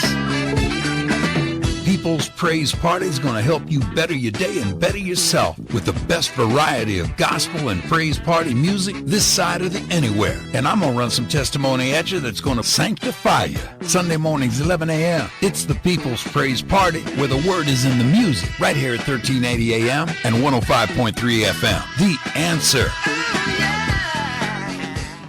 This Labor Day weekend, get major savings on men's and women's Levi's denim. Plus, save on select home items like mattresses, towels, and more. Get grand old savings this Thursday through Monday at JCPenney. Dennis Prager can see where the hate lies. There are candidates for President of the United States who call the President of the United States a white supremacist, and nobody is shocked. And they say we're the haters. Can you get more hateful than that? If you're not a white supremacist, to be called one? The Dennis Prager Show. Weekday mornings at 11 on 1380 and 105.3. The Answer. News, opinion, insight. Hey, Michael's Flooring Outlet is back supporting Allman in the Morning. Love this guy and love what they do for you. 4 locations throughout the St. Louis area. Check it out at michaelsflooringoutlet.com. The best installers you're going to find anywhere. The highest quality flooring products you're going to find anywhere. And if you want to test it out, go to Google and just Google Michael's Flooring Outlet reviews. And you're going to see top-notch 5-star ratings almost all across the board. michaelsflooringoutlet.com. This hour of Allman in the Morning is brought to you in part by Dr. Anna Smith, the #1 provider of oral sleep appliances in the United States. Learn more at cpapsucks.com. Common Sense Radio with Allman in the Morning on 1380 and 105.3. The Answer. Give me land, lots of land, and the starry skies above. Don't fence me in. Let me ride through the wide open country that I love. Don't fence me in. Let me be by myself in the evening breeze. Listen to the murmur of the cottonwood trees. Send me off forever, but I ask you please. Don't fence me in. Don't fence me in. Just turn me loose. Let me straddle my own saddle underneath the western skies. On my cayuse, let me wander over yonder till I see the mountains rise. So the James Comey IG report has been released. People are just now combing through it. So we will bring you as many details as we can as the combing through it, the Comey IG report continues. So I'll have more on that for you as more information becomes available. But this ought to be good. I don't know what Attorney General Barr is doing. I'm concerned that they are laying off of the pursuit of indictments and those kinds of things against these people, these deep state actors. I don't understand what the delay is. I don't understand what they're doing. Peter Strzok ought to be in prison. Andrew McCabe ought to be in prison. James Comey ought to be in prison. I don't understand what we're waiting for. I mean, I obviously want them to go through the due process that is afforded to them, obviously. But I don't know what Barr is waiting for in terms of doing something about this. I don't understand. So we'll give you more on the IG report. But let me double back on this situation with Lawrence O'Donnell and his comments. But I want to specifically draw you into what happened the day of Lawrence O'Donnell's crime. This was the night. And keep in mind, Rachel Maddow is the golden standard bearer of MSNBC. She is the 5th-rated primetime cable show on television, behind Hannity, Tucker, Laura, and the 5. And so she's formidable, and of course I don't agree with anything she does or says, but nonetheless, as a standard bearer there at MSNBC, people like Lawrence O'Donnell, who is a low-rated old crab, who is the Prince of Darkness most of the time, ought to be her servant. He should not be her master the way he obviously acts, and I'm sure his wife feels the same way. But this liberated man, to me, was highly disrespectful of Rachel Maddow the night he lied about the Russian oligarch thing. And Rachel Maddow should be absolutely livid. Now, keep in mind, Rachel Maddow has hardly ever met a conspiracy theory that she didn't like and she didn't grasp onto. But when she saw this setup that she was dragged into by Lawrence O'Donnell because she couldn't leave, she's in a double box, and he's slinging his big fat lies, she had no choice but to stand there. And she offered him more respect than he offered her, I'll tell you that. Because she could have said, no, I'm not going to sit here. You go ahead and do your show. And she did, though. And even acknowledged that she was trapped. I'll play it for you here. But Lawrence O'Donnell is a deep, dark. I mean, I'm telling you, man, this guy, there's something wrong with this dude. And you remember the whole stop the hammering thing. You saw this guy in all of his really vicious, nasty glory. I mean, obviously you occasionally will see me on the Facebook page screaming about something off the air, but that's usually not screaming at somebody. It's about something. And that's an internal thing. But yeah, nonetheless, this was outrageous. Here, take a listen to this. Own him any money. And there it is right there in court as one of their main motivators for getting at this information. I may have some information in this next hour which would add a great deal to their understanding of that, if true. And I'll be discussing it here in the beginning of the show. I want to get your reaction to it now because I don't want you to leave the building. I'm not going to. You now got me. I'm stuck. Here. Yeah.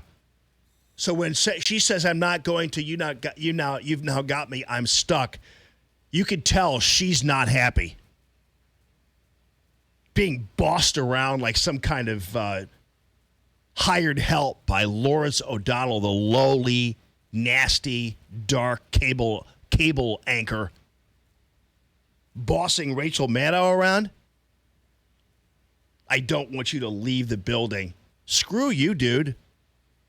But she sat there and she goes, I'm stuck. And she was. They're in a double box now, and she's basically his prisoner as he slings the big lie. This later because no one knows more about this subject than you do, so I want to get your reaction to what at that point, when he said no one knows, I really encourage you to watch the clip. Because if you can't see it on the radio, and if you can, you need a patent that, as I always say. But nonetheless, if when he said you're the foremost authority on this, she sat there and rolled her eyes and said, don't bull me and try to flatter me to keep me as an accomplice to your big fat lie. Have you watched the clip, Phil? You ought to see it, man. I know you've been busy. But I mean, I encourage you to look at the clip of her, and you can tell by her body language and everything she's doing that she is livid. And so he tries to flatter her and say, oh, yeah, you know more about this subject than anybody. And she rolls, she's like, oh, yeah, whatever, dude. And she rolls her eyes kind of like, oh. Because she knows she's just being duped and mistreated. Because Lawrence O'Donnell wants to grab a hold of her in his sinking lie.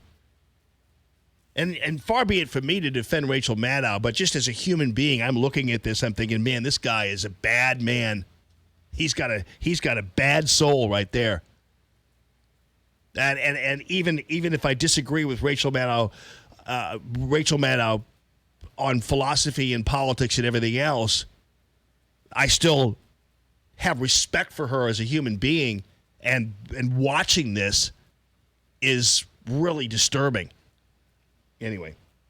I mean, if true, and I stress if true because this is a single source who has told me. Yeah, that if she hears single source and if true.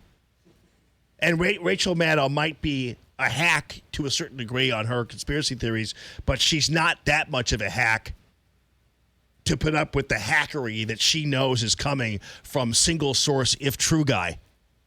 Even she knows that's not good. She knows that that's not good with what's coming down the pike here.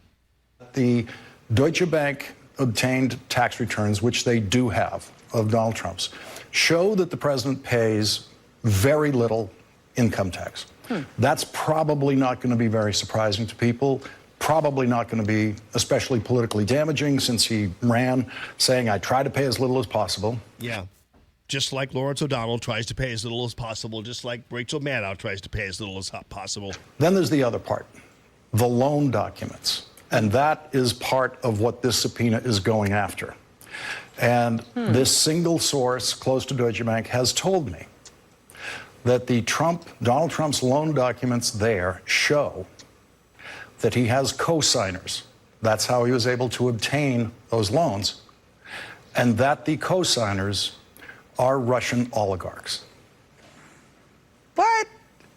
Really? I mean, so she backs off and backs away from the camera like, what? And so what Lawrence O'Donnell wants to do for the next minute or so is have her do whatever she might do to kind of bolster his claim there. And he's trying to get her to maybe say, yeah, that doesn't surprise me at all. I heard that too. Or I mean, he's desperately wanting to pull her into his spider web here so that she can go down with him, and she's not complying. That would explain, it seems to me, our Russian oligarchs. What? Really? No, Rachel, not really. That's what he should have told her, but he didn't. Really? Nope. Not at all. Because that's what this jackass had to do the next night. And that's where you saw Rachel Maddow's face. And even then, he couldn't bring it to himself to truly apologize. Here you go. Last night on this show, I discussed information that wasn't ready for reporting. I repeated statements a single source told me about the president's finances and loan documents with Deutsche Bank, saying, if true, as I discussed the information, was simply not good enough. I did not go through the rigorous verification and standards process here at MSNBC before repeating what I heard from my source. Had it gone through that process, I would not have been permitted to report it. I should not have said it on air or posted it on Twitter. I was wrong to do so. This afternoon, attorneys for the president sent us a letter asserting the story is false. They also demanded a retraction. Tonight, we are retracting the story. We don't know whether the information is inaccurate, but the fact is we do know it wasn't ready for broadcast, and for that, I apologize. We don't know that it was inaccurate. He should go on the air tonight and apologize for that, because that's not by MSNBC standards either. We don't know whether this is inaccurate. That's pansy. That's a cop out. Anyway, Dennis is on line one. Dennis, what's up, brother? How you doing? Morning. How are you? Good, man. How you doing?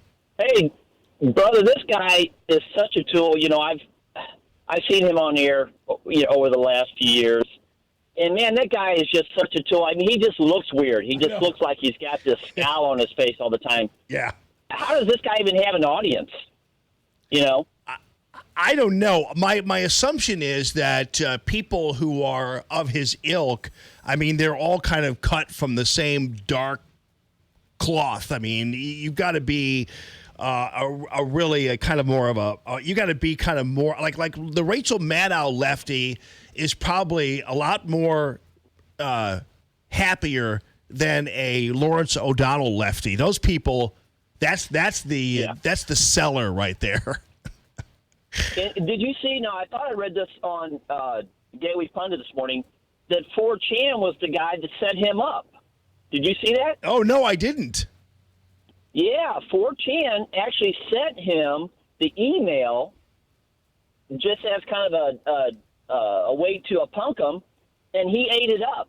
He was so, desperate to find some story. Yeah, I think Gateway Pundit posted this morning.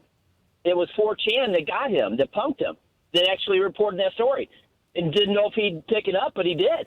Isn't that crazy? Okay, yeah, because basically what it was is it was a hoax, according to Jimmy Hoft. 4chan is taking I think he's taking the credit for punking him and getting him to pick the story up. How hilarious is that? Oh, it's great, and I hope that is the case. Because it says and Dennis, thanks for the tip on this. Basically, this is what Jimmy Hoft's reporting, and he says a 4chan user has taken credit for the hoax, which led to MSNBC's Lawrence O'Donnell issuing an apology. And the 4chan post claiming credit for the hoax, an anonymous user wrote, "Here to claim my prize, it's easy to send an anonymous tip to a Trump-hating news organization and watch them report it with no fact-checking." So this guy is basically saying that he tricked Lawrence O'Donnell and said that and this was Lawrence O'Donnell's single source. And you notice that Lawrence O'Donnell, and thanks a lot for that, Dennis, you notice that Lawrence O'Donnell said that a source close to the Deutsche Bank. So he didn't even say it was a Deutsche Bank source. He said a source close to the Deutsche Bank. So even by those standards, that's still not an acceptable. You can't. A single source isn't acceptable journalism, and a single source that's not from the actual source is not acceptable either. All kinds of problems with that. So go to gatewaypundit.com, and thanks, Dennis, for the tip. And meanwhile, we'll follow up on the IG report released on James Comey's handling of the Russian probe. We'll deal with that right away after this break. More Allman in the Morning coming up on 1380 and 105.3 The Answer. I've been trying to lose weight for 12 years now, but nothing ever works long term. Low carb, low fat, keto, fasting. I need help. Hello, this is Dr. Jim Hankinson of Back to Wellness Chiropractic. I am the leading doctor when it comes to weight loss management in St. Louis. We offer a proven program that will help you lose weight and make healthy lifestyle changes. To learn more, go to stlbackdoc.com. That's stlbackdoc.com. And don't forget to listen to my weekly wellness show every Saturday morning at 11 a.m. right here on The Answer.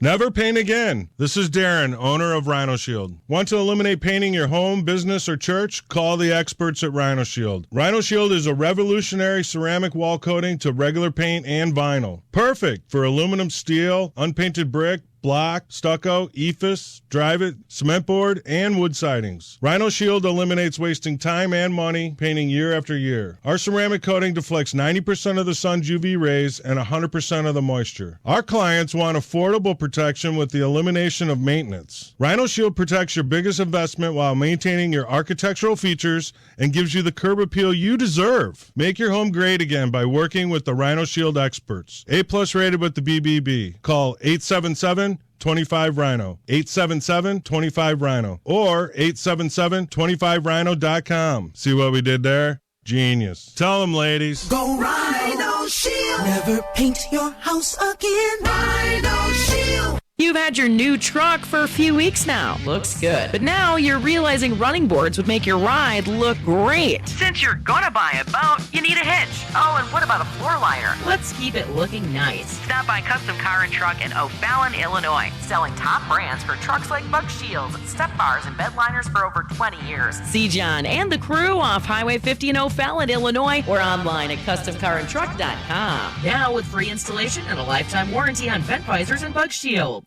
Health insurance premiums making you sick? Hi, it's Mike Gallagher. I have the answer. Dryden Camus Insurance Agency serving Missouri and Illinois. This is non-Obamacare, and you can enroll anytime. You don't have to wait for open enrollment. Why should you have to pay for maternity coverage and pediatric dental care if you don't need it? KDDI-INS.com. KDDI-INS.com or call Joyce at 877-695-0245. 877-695-0245. This is the answer. This is the solution. KDDI-INS.com.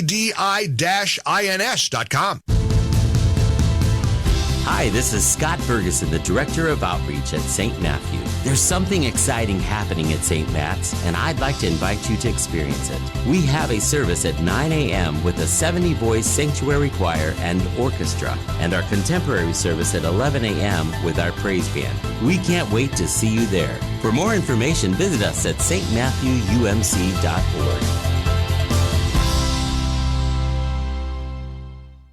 Hey, want to talk with Jamie? Call 844-855-1380. 844-855-1380. And interact with Common Sense Radio.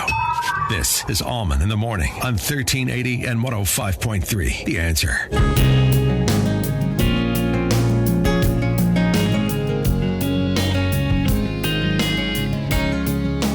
Good morning this morning. Yeah. Father Tom Day, ladies and gentlemen, at 9:30. In the meantime, I'm sorry to tell you that this IG report and the reporting on it is going to be very frustrating for you today. And it's going to be frustrating because it is heavily critical of James Comey, the FBI director, and also, in fact, indicates that he committed crimes in violation of FBI policies. And yet the Department of Justice has declined prosecution. So that's the problem. So no matter what I'm telling you, and I could keep going on and on about it, and I will, I'll let you know what they found. But it's going to be another one of these things where, there we go, these guys are all buddies. When it all comes down to it, these guys are all just a bunch of buds. And they'll protect each other, and Barr's no exception. Barr's not doing anything about this stuff. There'll never be anybody punished for this. Peter Strzok, his girlfriend, McCabe, Comey. It'll be a miracle if McCabe's indicted. These guys can lie, do whatever, but in the end, these guys always cover for each other. It doesn't matter whether they're working for Trump or not or what have you. And oftentimes, it's because they want to reserve the right to do the same damn thing when they get in power. That's really what it's all about. But anyway, for what it's worth, the IG report shows that Director Comey, and I'll read from the report itself. Former Director Comey, by not safeguarding sensitive information obtained during the course of his FBI employment, basically what this means is he's a friggin' leaker is what he is. He leaked documents to newspapers and to the media. That's what he did, which actually is a violation of not only FBI policies but of the law. Anyway, by not safeguarding sensitive information obtained during the course of his FBI employment and by using it to create public pressure for official action, Comey set a dangerous example for the over 35,000 current FBI employees and many thousands more former FBI employees who similarly have access to or knowledge of non-public information. Comey said he was compelled to take these actions if I love this country and I love the Department of Justice and I love the FBI.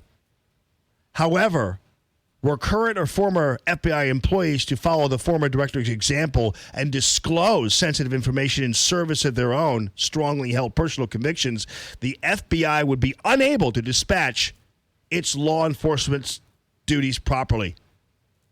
As Comey himself noted in his March 2017 congressional testimony, Comey expressed a similar concern to President Trump, according to Memo 4, in discussing leaks of FBI information, telling Trump that the FBI's ability to conduct its work is compromised if people run around telling the press what we do. This is no doubt part of the reason why Comey's closest advisors use the words surprised, stunned, and shocked and disappointment to describe their reactions to learning what Comey had done. So Comey's like, oh, it's terrible to leak. These leakers have to be, and he's leaking. We have previously faulted Comey for acting unilaterally and inconsistent with department policy. Comey's unauthorized disclosure of sensitive law enforcement information about the Flynn investigation merits similar criticism. In a country built on the rule of law, it is of utmost importance that all FBI employees adhere to department and FBI policies, particularly when confronted by what appear to be extraordinary circumstances or compelling personal convictions. Comey is like a more evil version of J. Edgar Hoover is what he is. Comey is corrupt. He's a criminal. And he tried to bring the president down because of his personally held convictions. Comey had several other lawful options available to him to advocate for the appointment of a special counsel, which he told us was his goal in making the disclosure. What was not permitted was the unauthorized disclosure of sensitive investigative information obtained during the course of FBI employment in order to achieve a personally desired outcome. The OIG has provided this report to the FBI and to the Department of Justice official Office of Professional Responsibility for action they deem appropriate. And there will be no action. There will be no action. This guy is going to be free and clear. And read the report, but it's a waste of time. And because nothing's going to happen to these guys. They all cover for each other, bars, no exception. And that's a problem. But can't wait to hear President Trump's reaction to all of this. But the IG confirms everything we knew and suspected about James Comey.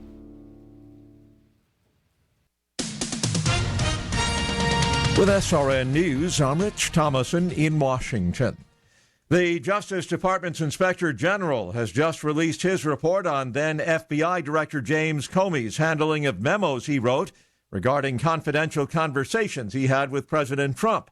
The Inspector General, Michael Horowitz, concluding that Comey violated FBI policies in leaking the contents of those memos. Long lines at gas stations, bottled water flying off the store shelves in Florida. Residents bracing for the arrival of Hurricane Dorian could make landfall late this weekend as a powerful Category 3 hurricane. With 16 people hospitalized for cases of chemical pneumonia, the Milwaukee City Health Department urging people to immediately stop vaping. Wall Street, the Dow up 256 points. More details at srnnews.com. Stuck in traffic? We've got the answer on 1380 and 105.3. The Answer. Our last accident attached to the morning rush has cleared. 6440 eastbound at 170. That accident out of the way, but the delay is not gone. You're still backed up from Spady Road. 44 eastbound, just a little bit tight. Bowles Avenue to the Merrimack River Bridge. That's through roadwork. 255 northbound at 157. A right lane closed with roadwork until the 27th of November. And 270 eastbound has a slow-moving maintenance vehicle between Route 111 and Route 157. A left lane closed, and that's scheduled until 3. And that's traffic. I'm Bonnie Green. On 1380 and 105.3 The Answer, online at theanswerstl.com. 1380 The Answer. Weather. Mostly sunny skies today with a high of 88. As we head into tonight, expect a calm and clear evening. Low 70, humid. As we move into Friday, intervals of clouds and sunshine. Expect some rain in the afternoon, a shower or thunderstorm in spots. High 85. I'm Maddie Baggett with your St. Louis Metro forecast on 1380 and 105.3 The Answer. This Labor Day weekend, get major savings on men's and women's Levi's denim. Plus, save on select home items like mattresses, towels, and more. Get grand old savings this Thursday through Monday at JCPenney. Rick Pogue here to tell you that real beauty is on the outside. I'm referring to your home, of course. We all want the most attractive home on our block with the very best curb appeal. Presenting the Outside Elegance Collection by Arrowhead Building Supply. Simply put, Outside Elegance is your answer to giving your home that luxurious appearance without the huge price tag. Arrowhead's Outside Elegance Collection features all those products you've dreamed about having on your home but never thought you could afford. Products like metal roofing that looks just like shingles, slate, or tile with a lifetime warranty. Composite slate roofing that looks just like the real thing at a fraction of the cost. James Hardy fiber cement siding with the beauty of wood but the strength of cement. LP Smart Side engineered wood siding with the look and feel of authentic wood siding but also a 30-year finish. Provia manufactured stone. Yes, you can afford stone on your home as well. We have many colors and profiles available. If you need a contractor, Arrowhead services the very best professionals. Visit our incredible showroom near you or call and request a free catalog. Our home's appearance says a lot about who we are. Now is the time to make a bold statement. ArrowheadBuildingSupply.com. This hour of Allman in the Morning is brought to you in part by Dr. Anna Smith. Come see what your smile can be at Dentistry with TLC. America's First News with Matt Ray gets you up to speed. Mornings from 4 to 6, right before Allman in the Morning on 1380 and 105.3. The Answer.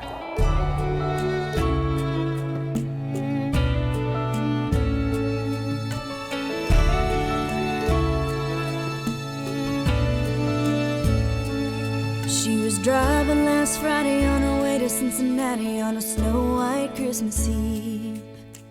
Going home to see her mama and her daddy with the baby in the back seat. 50 miles to go and she was running low. This doesn't feel like this is going to work out. This story that Carrie Underwood's telling us. She had a lot on her mind and she didn't pay attention. She was going way too fast. Oh, see?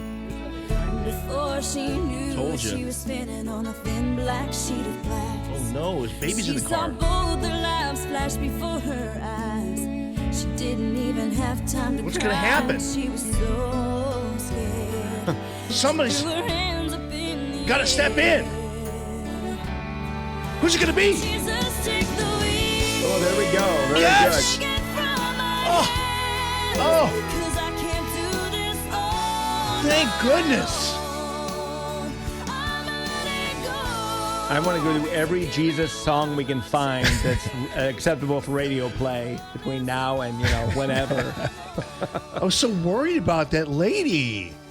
Didn't But sound like it was going Jesus to work took out. The wheel. Oh, there you go. Jesus took the wheel and I don't the know rest is history. Where did that phrase come from? That phrase predates her Oh, song. yeah, Carrie. Yeah, it does. Yeah, she just made a song out of it. Well, there you go. That sounds like Roger Miller or something. That sounds old school. Yeah, somebody, Jesus take the wheel, which is not a bad phrase. Later on in the song, it describes how he took the wheel and went through the Taco Bell drive-thru. I hope we got a chalupa. They're really good. I know. You may regret it later, but they're pretty good. Jesus, take the wheel, drive me through the bell. Yeah, those chalupas, man. I don't think I've had one in a long time. No, because they tear you up. They taste. It's kind of like White Castles. They taste so great when you're eating them, and then you regret them about half an hour later, and then you really regret them hours So later. what is it? What is it, like a fried taco? I think it's the same 6 ingredients they put in anything else, just maybe fried or baked. I don't know how it goes. I don't know. Yeah. I used to love Taco Bell and Noggles. I think that's what it was called. Oh, Noggles. Are you kidding me? Man, that was great. So were you in the neighborhood of Noggles then? Oh, yeah, where the seminary was. Oh, yeah. Yeah, because it was right on Chippewa. There was one on Yeah. Chippewa there. We used to go to, we used to go late night. We'd drive through that Noggles. was the fourth meal of the day. You had breakfast, lunch, dinner, and it's like, it's 11. Let's go get something to eat. Exactly. I was a young guy. Well, this Noggles was the one off of Skinker and Clayton. Okay, I know where that one was. It's now, but we'd go through there. You know about the short little lady that worked there for like 20 years, 30 years? The little tiny woman that would serve you food? Well, half the time I really didn't remember. I know. Well, yeah, because it was late night after a few beers. Yeah, it wouldn't be something I would recall. But we used to get these. I don't know. I'll never forget this. We used to get these burgers, and we would squirt hot sauce on the burgers, and man, did that taste good. Yeah. I don't know what got into us about that, but that was the one way to eat a Noggles burger, man. I don't think you ever had their burgers. I always went for their Tex-Mex stuff Yeah. and everything, burritos and tacos and what have you. Yeah. Then they had that saucer-like Noggles up there on by Slough. By Slough. Yeah, that was a neat place. I don't know what it is now. I don't know either. But is it really? Is it still the same design, too? Oh, yeah. They didn't change really? the building, yeah. Oh, my goodness. All right. Well, Father Tom, welcome to the show. How you doing, thank you. man? Doing great. I will tell you that I really love this. I often don't know how this happens or why, but I had actually gone to. I actually went to the Carmelite Monastery the other day On Clayton Road. Yeah, great place. to pray there. I really love that place, and I went there. And of course, within the chapel, they have all kinds of stations. You know. And it reminded me of this thing I got when I became the archdiocesan spokesperson back in 2004. And I was thinking to myself while I was in the chapel, I know that is someplace. And so the other day, I was looking everywhere for it and finally found it. And it was I wish now I knew who gave it to me, but it had been in this box for 15 years, since 2004. So as long as Aiden was alive. And there it is. It was given to me by somebody. I can't remember who dropped it off for me.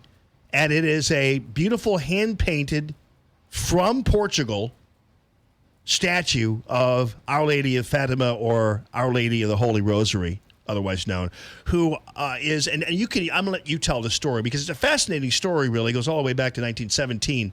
And yet it's a beautiful, and also adjacent to that, was a rosary that had been blessed by the Pope. It was had the papal crucifix on there, Pope John Paul II, Right. his distinctive crucifix, and then it was obviously from Rome. And so I hung it on her right there. And of course, so last night, I tried to explain to the girls. I figured they'd love this thing. So Natalie and Lily, I just talked to them about this statue and about the Marian apparition, story of the Marian apparition. And so Lily and Natalie were able to hold this. Oh, that's awesome. Natalie just got out of the shower with a towel on her head. I thought maybe she was advocating a different faith. I didn't know. Maybe. That's my Muslim daughter, Natalie, holding the Our Lady of Fatima.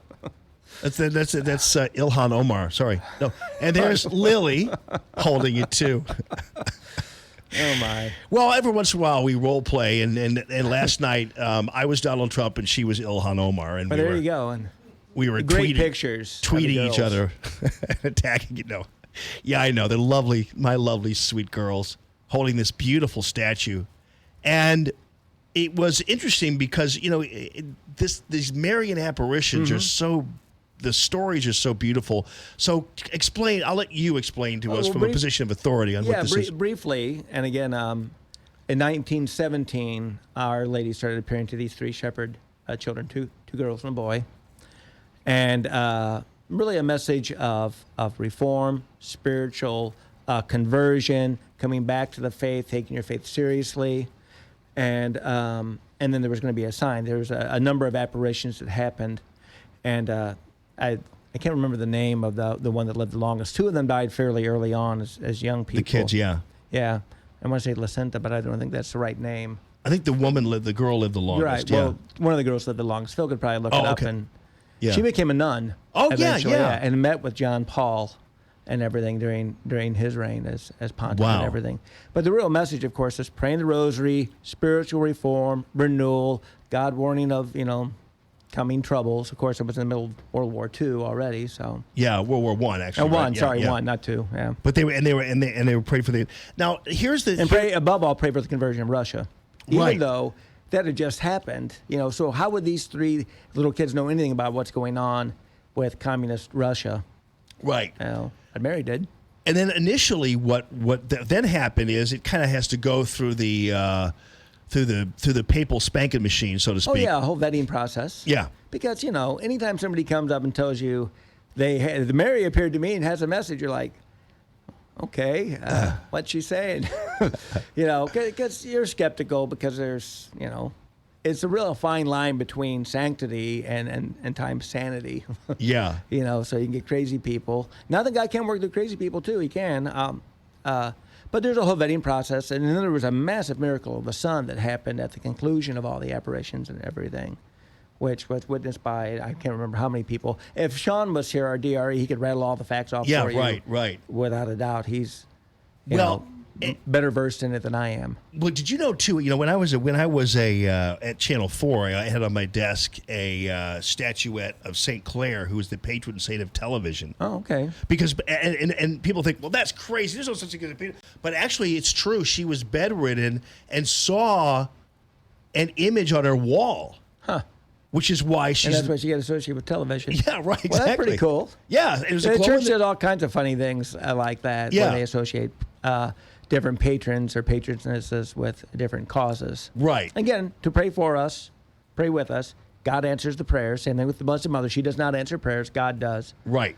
But the rosary, the invitation of the rosary is to really reflect on the life of Jesus Christ. What is his life about? How can I imitate it more myself? Right. And so, as you point out, too, I'm glad you pointed out, because I was just about to ask you, obviously, whenever you see these things, and Our Lady of Guadalupe or Our Lady of Fatima or St. Clair or Mary, even for that matter, there's obviously the audience here is a mixture of religious beliefs, and people of the Protestant faith. Suddenly, this kind of raises a little bit of a red flag for them, because there's always this suspicion of idolatry, or that somehow we pray to Mary like we would pray to Jesus. Right. And really, in the end, this is all about intercession. Right. And Jesus is the primary intercessor before God and man. Then Mary has a unique role as really his greatest disciple, both also his mother, but the one who most imitated him. And that's why we venerate her as we do as Catholics. Yeah. Above other saints. Right, exactly. But not as much as God. God alone is worshipped. Saints are venerated. And if you're sloppy in your thinking, you can't tell the difference between the two. But if you're trying to be more precise, you can tell the difference. And, all graces come from God. All answered prayers come from God. Right. Can I ask you something, too, then? If you were in a situation where I understand that a non-Catholic would not partake in the Catholic Eucharist, right? Because obviously the difference between transubstantiation and different communions. You belong to a different communion of belief than our communion of belief. But let's say a Protestant or someone who's not Catholic popped into the Carmelite monastery to pray. Is the holy water? Can anybody dip into the holy water? It's to call a minor baptism into Christ. I mean, that's the whole point of the holy water. We're all baptized into Jesus. I guess and into the Holy Trinity, actually. That would be one distinguishing thing. If you were baptized only in the name of Jesus, that's not the same way all the rest of us Christians baptized, because we believe that God is three divine persons, not one. Right. So that is a universal thing, the holy water thing. Well, I don't think it's universal, because we're the only ones, and Orthodox and various Eastern churches.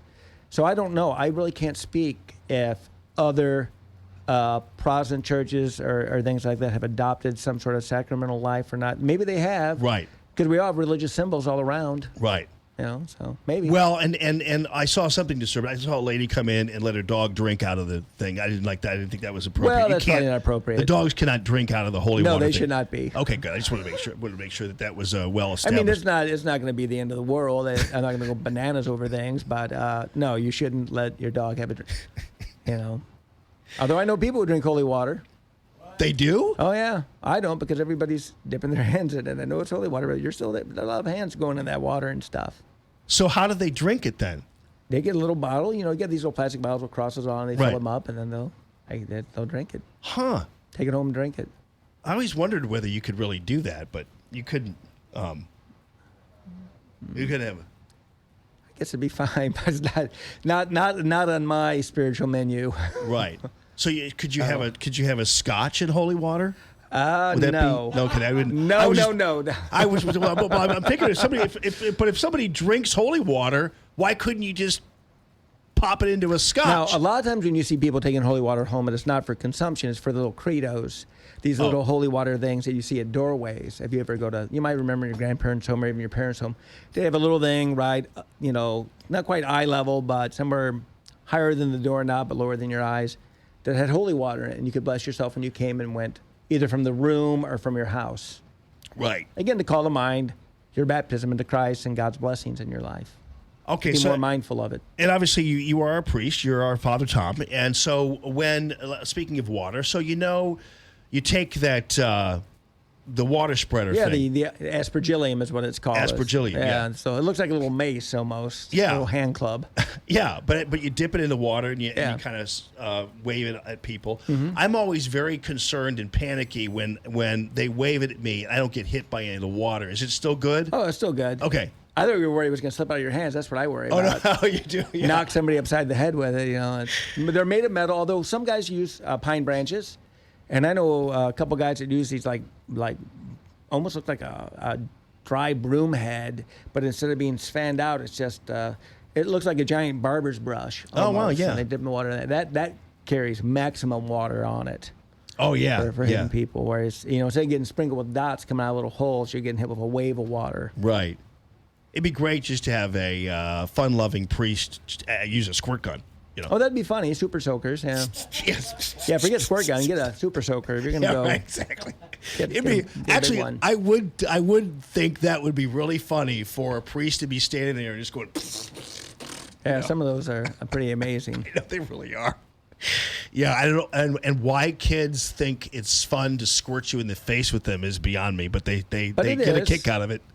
Sometimes they can't take it back. They don't like it when you do it to them. It's I know. Like, well, I know how it feels on me. I know. Yeah. All right. Well, we'll come back. If you have any questions for Father Tom, because I just put him under the hot light there with those probing questions. Oh, no, not a problem. I can have more information on Monday. 844-855-1380. The calltammy.com real estate listener line.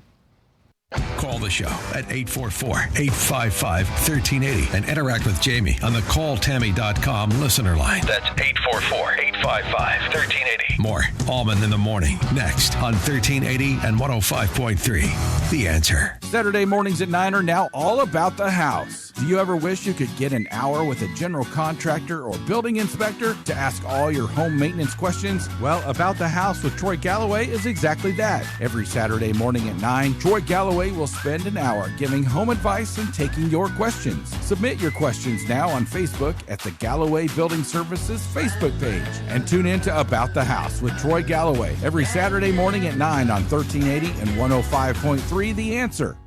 Hi, this is Dr. Dan. Join me on Need, Want, Love, Wellness, Saturday mornings at 8 a.m. We're going to be talking about your health, things to get you from awareness into action and how to change your life in a way that's never been discussed before so that you can then figure out exactly what's going on for you to best suit your lifestyle to get you back to doing the things that you need to do, want to do, and love to do within your life. So join me, Dr. Vadan, on Need, Want, Love, Wellness, Saturday mornings at 8 a.m. on 1380 and 105.3 The Answer. Hi, this is Gia, the host of Moxie Minutes with Gia, and you might be wondering why I even do this radio thing. Ultimately, my show is all about communication and education. I founded Learn with Moxie to help our kids to become better communicators in a screen-obsessed world. If you're interested in getting the Learn with Moxie curriculum in your school, contact me at learnwithmoxie.com. That's learnwithmoxie.com. And as always, keep talking. There's a place for you at St. Matthew in Belleville. 9 a.m. is our blended service with a 70-voice sanctuary choir and orchestra. Our contemporary service is at 11 a.m. led by our praise band. Make St. Matt's a great start to your week. I'm Scott Ferguson, Director of Outreach, and I can't wait to see you Sunday. For more information, visit us at stmatthewumc.org.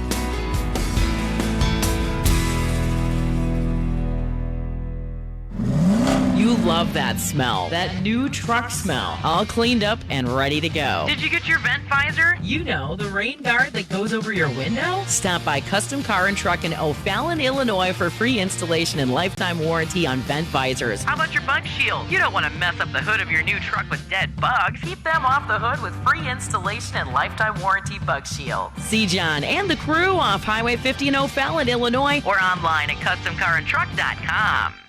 Hi, this is Jess with Razorback Armory in Des Peres. I would like to take a moment to thank all of our Answer listeners for their continued patronage and support over the last 4 years. I know there are many choices out there for you to spend your hard-earned dollars. I definitely appreciate you choosing to shop local with Razorback Armory as your go-to shop for firearms, silencers, ammo, and accessories. Thanks again, and I look forward to seeing you soon at Razorback Armory, located just east of 270 on Manchester Road in Des Peres and online at razorbackarmory.com. This is Tammy with Tammy Mitchell Hines & Company Real Estate. We sell a house every 30 hours. Buying a home is a big decision and a big investment. It's where your child will take their first steps. It's where you will plant your first garden. It's where your family will enjoy Christmas mornings. Your new home is a place to go to escape the world. It's your home and your memories start here. Let us help you get there. Go to calltammy.com. That's calltammy.com. KXFN, St. Louis, K287BY, St. Louis. Allman here for a longtime Common Sense Radio supporter, Matthew Mitchell, the Matthew Mitchell Allstate Agency, 855-QUOTE-ME.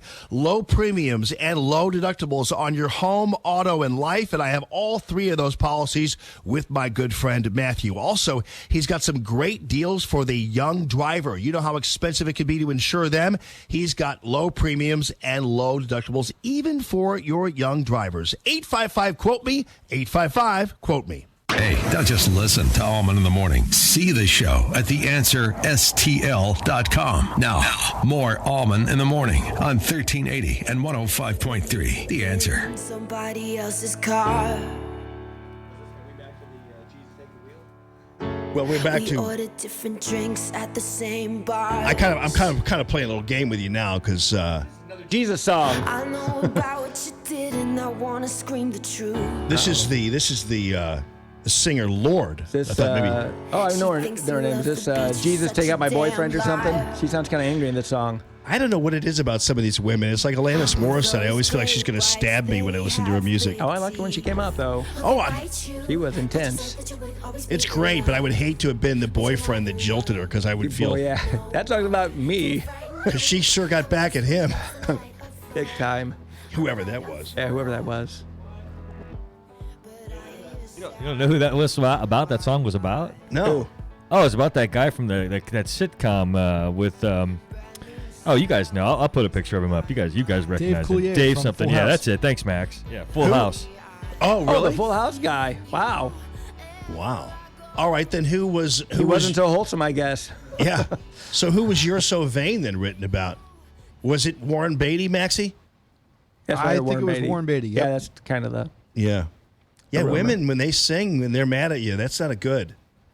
You know what I mean? Well, it's one way to get notoriety if you didn't have it before. I don't see too many men like singing songs about how terrible the women are. You know what I mean? Like, I'm going to get you. Well, Kenny Rogers and Lucille. Oh, yeah. Okay, a little bit like that. Well, But there's a lot of country music songs that are probably more that way, you know. But you don't hear too many revenge songs that the Not guys too much sing. revenge. You know? What's the Jerry Reed song about? She got the thing, I got the shaft. Yeah, right. She got the gold mine, I got the shaft. George Jones kind of got close to it a little bit here and there, but that's about it. All right, so we were also talking about, aside from some of the some people thinking about these statues, but the relic issue is another one. Is there any other faith that preserves I don't know. bones of people? That I don't know. I really I'm kind of ignorant on that. I don't know if other faiths do or not. They actually have graves, or you'll have veneration of graves and stuff, like believe in Islam. And Yeah. I don't know about Hinduism or not. It's so interesting how twisted that is for me to be asking a priest about other faiths. I mean, Father Tom's like, wait a minute. I spent all this time becoming a priest, not to investigate Islam. But you want to learn about other faiths I know. and appreciate them and I know. everything. So I would suspect, what is it, Shintoism and Japan, their whole thing is reverence of okay. their predecessors and everything. So I don't know what that entails, if they have mummified remains or bones or things like that, or it's just acknowledging and preserving their memories, honoring their memories and their life. I was in D.C. not too long ago and went by the Pope John Paul II museum there, which is just amazing. And they have a vial of Pope John Paul II's blood. Oh, okay. In a cross. Wow. I mean, I actually. That's a first class relic, I guess. I would assume. Yeah, I mean, it's his blood, though. I mean, I'm All right. thinking, wow, that's, and a couple other things too. Yeah, that's one of those things that I'd have to do a lot more study and prayer on the Catholicism. As we were talking during break, that's the whole cult, and I mean cult in a good way, the devotion aspect around relics. I understand the connection with the past, with holiness, with individuals.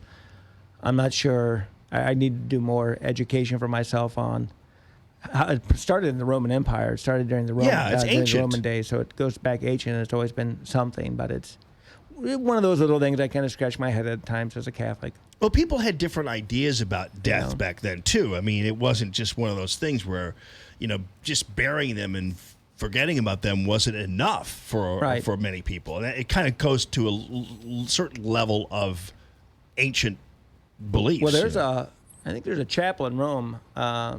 Phil could find it.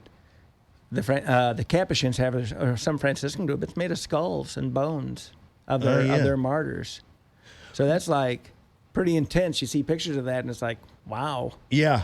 Well, if you go to in Chicago, if you go to the main cathedral there, they have all the hats of the archbishops hanging up on the above the altar. I think we used to have them at the Basilica Cathedral at one time, but I think they got transferred somewhere else so they don't decay. Oh, they'll get aged and fall apart and everything. Right. Well, like everything does. It's not made of stone. So the Canes and all those guys, we don't their hats are somewhere, but we don't know where they are. I believe maybe in the undercroft of the Basilica. If you go there and visit, you might see them there. Or the museum. Right. Yeah, the museum under there. Yeah, people kind of forget there's a museum underneath the Basilica. It's amazing. Yeah. Pretty cool. That's where I was as a deacon. That was a fun assignment. Oh, really? Yeah. What did you're the curator or something? Oh, no, I was just a deacon at the cathedral. Oh, right, Yeah. okay. Not the museum. In fact, at that time, there was nothing underneath the thing other than storage space. Right. And eventually that got turned into the museum. Yeah, I guess I don't know what I was thinking is, hey, Father Tom, go down to and man the museum. It's like, no. Well, you'd find odd jobs when you're a deacon or associate. You do get odd jobs like that because if the pastor says, hey, I'd like you to do this, you're like, yeah. Okay. Well, I got a call Monday from people. Maxie extended it to me. Somebody called Monday and said, I can't say enough how much I love Father Tom's show on Mondays at 1 o'clock here at Radio Free Allman and Allman Arts Presents, because it really is people really do like that people show. People are very man. kind. Yeah.